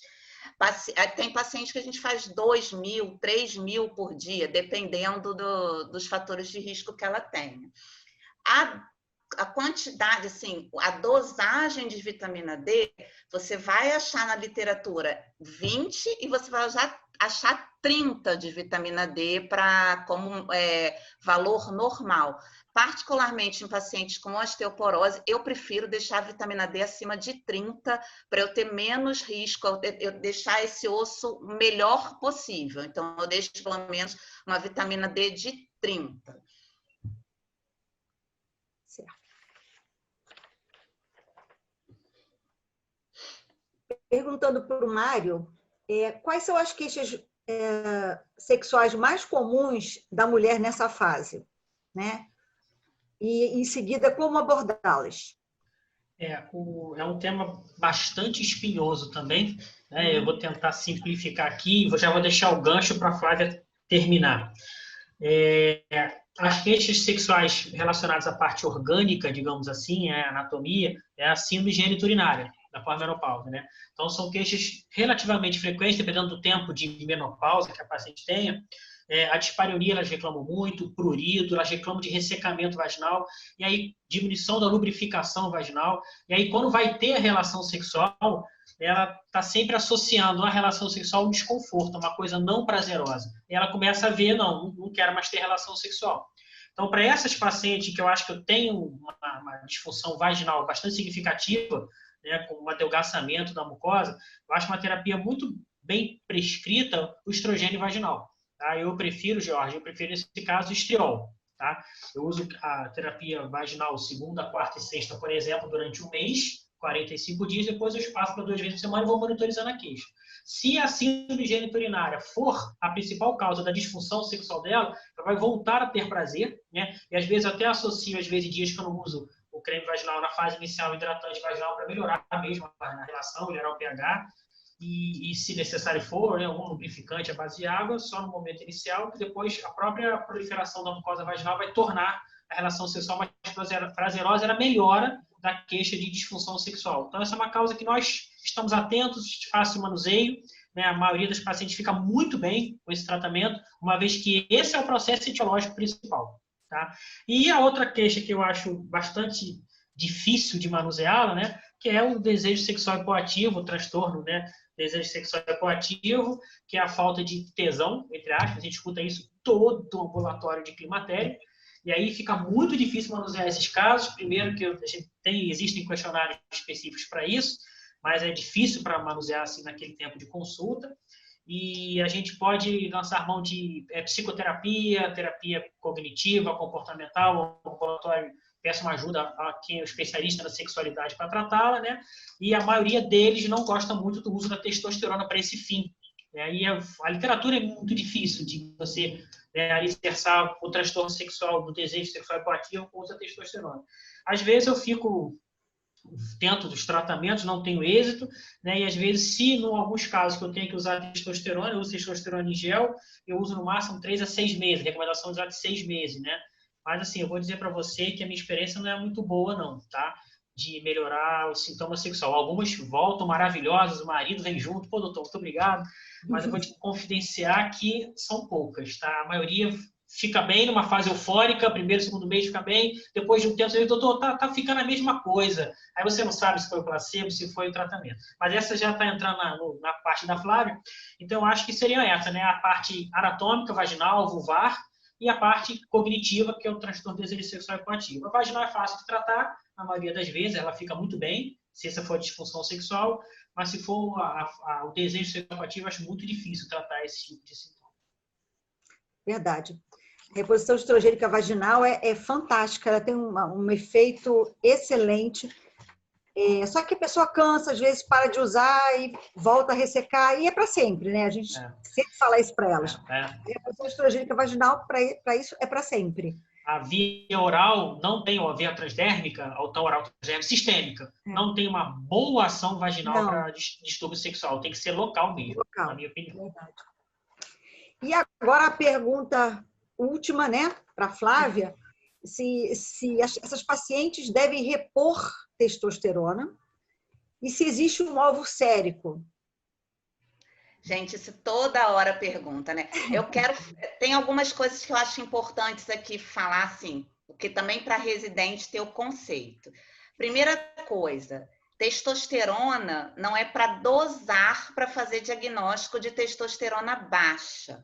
Quando a gente pede a testosterona, a gente está pensando em pacientes que têm hirsutismo, que têm algum sinal de hiperandrogenismo, para saber se não tem aumento de testo. Você fazer diagnóstico de testosterona baixa numa mulher, pela dosagem hormonal, não existe, porque a sensibilidade do método, inclusive, não dá para a gente fazer essa diferenciação. Mulher tem testo baixa, mulher não tem que ter testosterona alta. Se tem alta é porque tem alguma coisa errada, né? Então, isso é uma primeira coisa. Segunda coisa, se você for fazer testosterona, nos poucos casos que precisa, a gente vai dosar a testosterona para eu não sair do alvo, para eu não ficar com uma testosterona elevada. Então, a minha dosagem de testosterona aí é só para eu evitar dela ficar com uma testosterona mais alta. Mas não existe uma dosagem assim, eu quero que fique nessa faixa, eu quero que fique tanto de testosterona para melhorar sintoma. Isso não existe, isso não tem nenhum estudo clínico mostrando, tá? Então, vai acompanhar com a testosterona sérica para evitar que você faça assim uma super reposição de testosterona, é para isso. Quando que eu vou usar testosterona? Flávia, Oi? você faz uma única vez. Eu faço quando eu começo e depois, 6 meses depois, eu faço. E assim, o uso é de 6 meses, 12 meses, não tem nenhum trabalho com mais tempo do que isso, não. Então, tem que tomar cuidado de ficar repondo por muito tempo também, porque a gente não tem esquema, a gente não sabe o perfil de segurança de utilização de testosterona durante muito tempo. Então, também tem que tomar cuidado com isso, né? A indicação de uso de testosterona é para desejo sexual hipoativo. Isso não é sinônimo de baixa de libido. Desejo sexual hipoativo é um diagnóstico feito, como o Mário falou, tem critérios específicos. A gente tem no CID, tem no DMS-4, 5 também tem. E até tem uma discussão, porque o DMS-4 usava um critério, o DMS-5 usa outro, e o pessoal acha que o 4 era melhor, então existe ainda até essa confusão aí, mas é um diagnóstico, e é um diagnóstico que tem que ser feito, muitas vezes, ou por uma pessoa que trabalha é um sexólogo ou até psiquiatra, porque você tem que descartar outras causas, você tem que descartar se não é por depressão, se não é por nenhum transtorno psiquiátrico, se não é por algum uso de drogas que a paciente tem, então tem várias coisas que você tem que descartar, aí você fechou, aí fechei diagnóstico de desejo sexual hipoativo. Ok, você pode fazer um teste com testosterona, mas os trabalhos, inclusive, falam, não é para fazer testosterona só, ainda mais para mulher com útero, não. Você vai adicionar a testosterona à reposição hormonal que a doente já está fazendo. Então, a paciente que já está em uso de estrogênio, progesterona, ainda está com muita queixa, você já melhorou a parte vaginal dela, você já fez estrogênio tópico, já fez tudo, ela continua com essa queixa, aí sim você vai fazer a teste. E com muito cuidado, porque não tem testo para a gente comprar, tem que manipular, fico preocupada. Flávia, eu ia perguntar agora, dose? Pois é, assim, eu não sei de cor. O que eu uso? Vou falar para vocês, eu pego a bula do Androfeme, que é aquela única testosterona que existe no mundo, Não, é uma feminina. É uma feminina australiana. Só tem na Austrália, é a única que tem coisa. E na bula eles têm direitinho qual é o percentual e tudo. Então eu faço uma colinha ali da bula e prescrevo. Eu nunca lembro de cabeça, porque eu prescrevo pouco, eu não prescrevo tanto. Mas a dica é essa, ver o Androfeme, que tem tudo lá. E as pessoas buscam muito a reposição com a testosterona, elas chegam no consultório da gente pedindo, porque a amiga usa. Né? E chega com uma testosterona baixa, dizendo, olha aqui, minha testosterona está baixa, eu preciso usar. E aí ela quer usar, porque a amiga dela usa, a outra usa, e tem uma melhora na resposta da massa muscular, e aí é um apelo, né? É um apelo muito grande. E, enfim, às vezes fica difícil você convencer o paciente, né? Assim, e o engraçado é que se a gente for parar para pensar assim, no que a gente sabe de literatura, por exemplo, mulher com SOP, que tem hiperandrogenismo, elas têm um monte de fator de risco cardiovascular, tem um monte de comorbidades, um monte de complicações. Então, por que numa mulher que tem isso, e não é um hiperandrogenismo assim tão grave, SOP é um hiperandrogenismo leve, tem todas essas complicações, como é que a gente vai pensar que numa mulher pós-menopausa isso também não vai acontecer quando você usa testo? Uhum. Né? É até meio sem sentido, né? Uhum. Mas tem aquela coisa assim, a testosterona, como o glicocorticoide, também tem aquela coisa da euforia. A pessoa se sente assim mais eufórica, se sente, tem algumas pacientes que podem até ficar meio agressivas, mudar a personalidade. Então tem uma coisa dessa. Não porque a testosterona melhorou a libido, é porque a testosterona fez essa euforia que demora pouco tempo. Daqui a pouco elas começam a dizer que não tem mais, aí querem aumentar a dose. Uhum. E aí, assim, existem casos até de pessoas que ficam, como é que fala? Com dependência, elas querem cada vez dose maior. Existe isso com glicocorticoide e existe isso com androgênio também. Eu tenho... Flávio, só tem uma coisa assim que, apesar de eu entender e não fazer, é meio com a teoria do avião. Alguém já me explicou que o avião, com a pressão embaixo da asa é maior que em cima, ele voa, mas eu não consigo acreditar nessa explicação quando eu entro. O negócio é o seguinte, está voando, está certo. Tem uma também, assim, apesar de ter, assim, a paciente, como eu falei há pouco tempo, assim, a gente tem 3 hormônios produzidos pelo ovário. Então, aquela paciente a menopausa cirúrgica, será aquela paciente que, porventura, aos 30 anos a gente tirou o ovário, então, assim, a gente tirou uma vida androgênica dela, assim, isso é um fato. Só que, assim, não, a indicação é clara, a gente não conhece, é muito bem, mas isso me incomoda. Isso eu vou te falar, eu não passo, mas eu ainda eu tinha vontade de estudar isso, de ver uma coisa que me incomoda. Eu entendo que a medicina baseada em evidência que a gente vê, mas isso me incomoda. Mas assim, eu vou te falar, não participei mas eu conheço o pessoal que fez e começou a fazer essa história de reposição de testo. Na época era paciente com pan-hipo, que tinha tanto insuficiência adrenal quanto insuficiência ovariana. Teoricamente, testo 0, porque não tinha em lugar nenhum.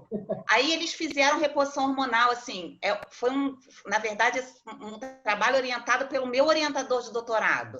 Eu participei, na época eu estava fazendo outra tese, mas eu vi os negócios rolando, eles estavam super empolgados e tal.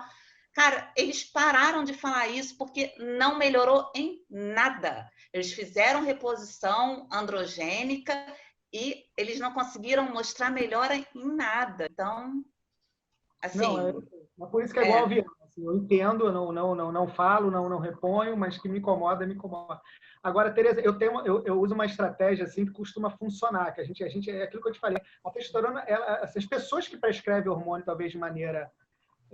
não sei que eu não quero ser antiético falar de coisas, mas talvez não tão ortodoxa ou tão baseada na evidência, elas são sedutoras, elas são assim, e elas têm um princípio da medicina que assim, a gente precisa de plausibilidade para fazer as coisas. Ok, a medicina tem que ser plausibilidade. Eu vou lá no quadro, eu passo a molécula, oxida, ok.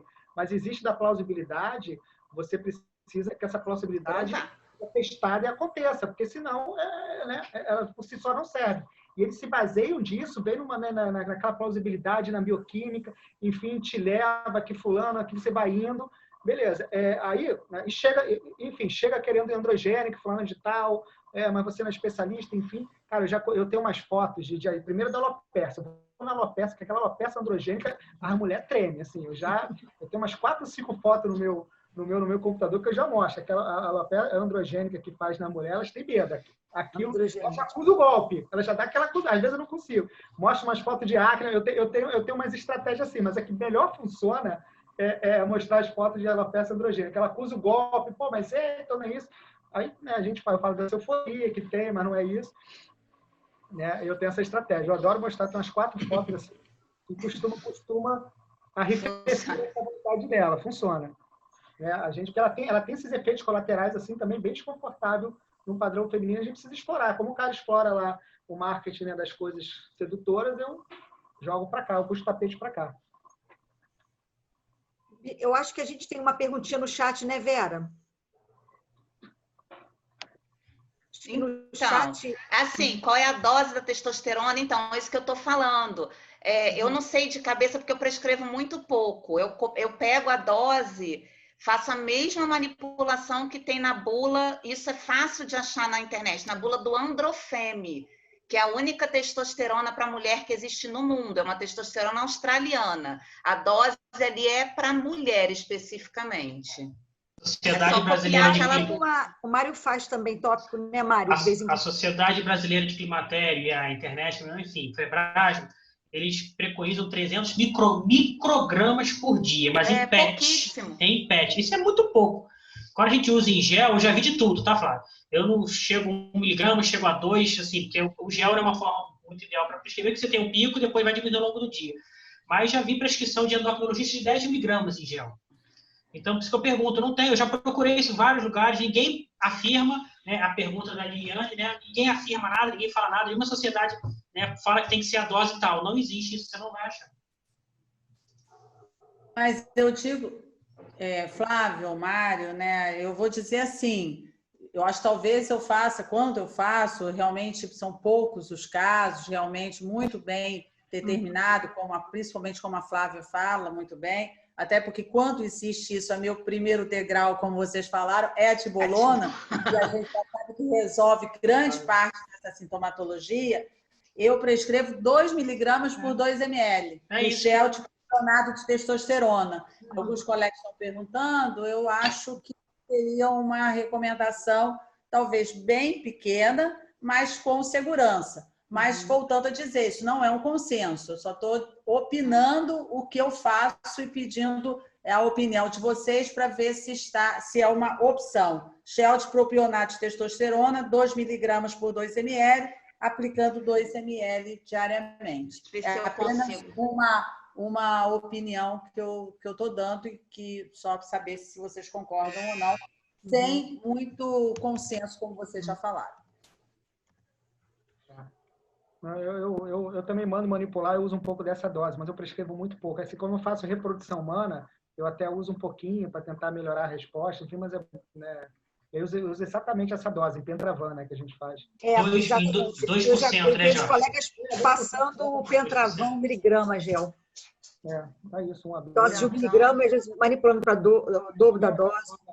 A Flávia diz, ela tem, eu não sei se falar o efeito flerátil, que se aplica no androgênio, isso é descrito, né? Que existem drogas clássicas com efeito flerátil. Mas você tem esse incendeio, esse efeito que a Flávia falou, que é absurdo, assim, não há quem use androgênio, que obviamente há, mas não há, assim, não usa androgênio, a sua vida realmente sofre uma mudança.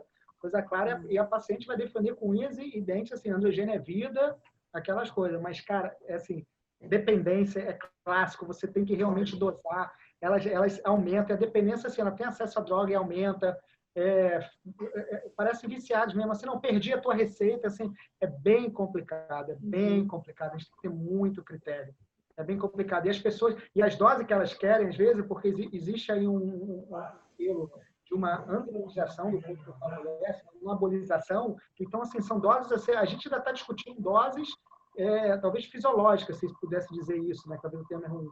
Então, assim, elas querem ser anabolizadas. E aí, cara, isso não é medicina. Assim, não tem como responder. É isso, como é que é anabolizar, né? Outro dia mesmo, eu estava lá na pós-graduação para você ver como é que tá. Eu pedi para uma pessoa que fazia isso, você quer falar uma coisa, eu abro espaço, não sei o que, dá um termo. O cara falou, não, eu quero falar sobre hipertrofia na menopausa. Eu falei, não, hipertrofia na menopausa você não vai me dar esse termo, você não vai falar. Escolhe outro, você diz, eu te dou, mas hipertrofia na menopausa não dá para ter uma aula, eu não posso botar aula na universidade alguém que botou um termo hipertrofia na menopausa. Assim, é nesse nível, assim, é difícil, né? Mas, enfim, a gente está aí, né? A sociedade está aqui, a gente fazer a nossa parte, passar informação, mas é sedutor, assim, se vocês vão ver que estão começando a vida aí, essa questão de androgênio, você vê que as perguntas de androgênio, qual a dose, né? Enfim, assim, as pessoas têm receitazinhas, eu até estou evitando falar dose, porque eu tenho de receita anotada que eu boto em aula, assim, é impressionante como essas receitas, se você escalar na internet, você vai encontrar várias receitas aí, né? E Deus sabe lá de onde vem, como é que é, enfim, baseado em quê. Outro dia eu até falei, eu arrumei uma desavença, não vou citar o nome, enfim, que a pessoa me perguntou, para você ver o nível que eu tive que jogar a discussão, gente. Me desculpa, ela falou, pô, mas então, Jorge, você acha que androgênio não funciona? Eu falei, eu não estou discutindo funciona. Inclusive, se a gente voltar lá na medicina do começo do século passado, a cocaína era uma droga terapêutica, ela funciona. Assim, eu não estou discutindo. O que a gente está discutindo é custo-benefício. É que custo, é isso que a gente precisa discutir. Vocês não estão, vocês estão na fase que eu falo que parece que é adolescente prescrevendo androgênio. Vamos embora, prescreve e dane-se quais são os custos, a gente não sabe. Pode ser que eu viva ainda para estar discutindo aqui, Vera, que realmente a gente tem que usar androgênio. Eu entendo que a medicina é capaz de chegar a essa conclusão que a gente dá, mas hoje não dá. Hoje não dá para prescrever androgênio com as prescrições que as pessoas querem com esses objetivos. Não dá e ponto. Quem fala. Outro dia mesmo assisti uma live, a gente conseguiu assistir uma live de uma pessoa assim. Então, assim, eu fiquei 1 minuto numa live e a pessoa falou a seguinte coisa para mim. Não falou para mim, lógico, assim, 1 minuto, quer dizer, eu não procurei. A frase era a seguinte: não, porque eles estão querendo minar as pessoas de usar os benefícios do hormônio. Parece que nós somos uma sociedade, que nós estamos se reunindo e falando, a gente tem um grande segredo de hormônio maravilhoso, não vamos deixar ninguém usar. Quer dizer, isso é surreal. Né? E a outra falou, não, aí já está provado, por exemplo, que o androgênio diminui 30% o câncer de mama. Eu falei, gente, assim, ela deveria até ser usada para paciente de risco. E fala, entendeu? E vida que segue. Assim, é complicado, mas assim, gente, vamos, desculpa, estou falando demais aqui, eu estou fora, desculpa se eu estou, Vera, falando, mas é complicado esse negócio de androgênio, é bem complicado. Bom, Tereza, acho que a gente, né, já está... Eu acho que a gente chegou aqui no horário, né? Eu acho que basicamente não tem. Tem uma pergunta da Liliane que ela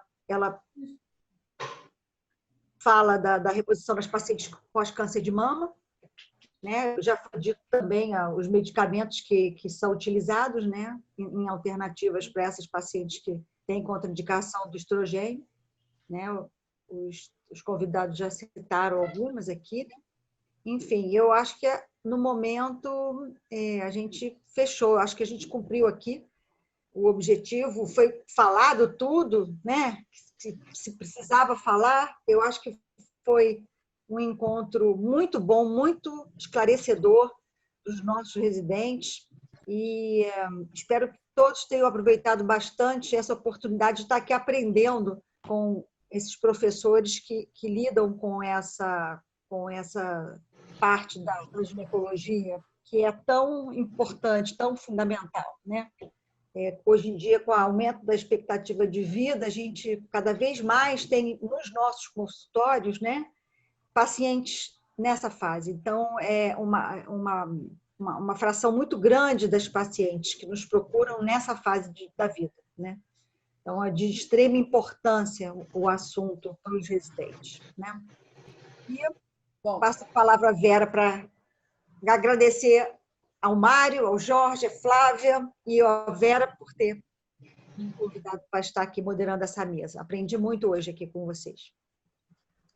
Bom, gente, de uma forma especial, eu agradeço aos professores, Tereza, Mário, George, Flávia, um agradecimento de forma mais especial à Flávia, né? Porque os outros fazem parte, de alguma forma, da diretoria, acabam ajudando sempre as Jorge, mas... Eu sou quase sócia.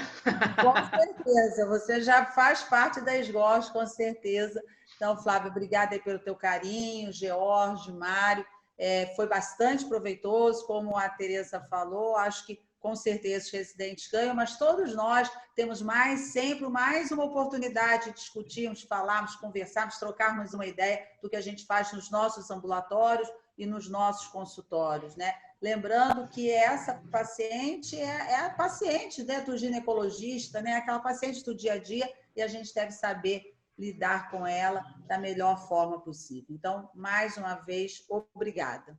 Aos residentes, aguardem aí o nosso encontro no mês de julho, que ainda será online, com certeza, por conta da Covid. Então, o nosso encontro de julho será online e será um tema de obstetrícia, tá? Em breve a gente estará falando com vocês e passando também essas informações para os seus coordenadores. Lembro que está gravado, então fale também com os colegas residentes que, porventura, não puderam estar presentes, que, se assim os desejarem, podem acessar nas redes da SGORJ. Tá bom? Eu vou passar agora a palavra para o nosso presidente, doutor Renato Sá, para fazer o fechamento aí do nosso evento. Obrigada mais uma vez. Renato? Bem, eu quero mais uma vez agradecer a presença de todos, reforçar aí com bastante ênfase o pedido da Vera no início, para que os residentes estejam todos inscritos e que também participem do teste de progresso, né? São duas coisas extremamente importantes e vocês vão se beneficiar até na questão da prova do TEGO, que é aqueles que tiverem o teste de progresso feito. Nos sigam nas nossas redes sociais, a gente está com toda a rede social da SGORJ reformulada, temos um novo portal, então tem bastante coisa aí para vocês verem e até fazerem sugestão e nos ajudarem a desenvolver. Agradecer aí, sem palavras, para agradecer aos professores que participaram, eu aprendi bastante, eu já estou há algum tempo afastado da ginecologia, mas foi excelente a revisão, estou assim, muito contente com a participação de todos e agradeço mais uma vez, dando aí por encerrada a nossa sessão. Muito obrigado.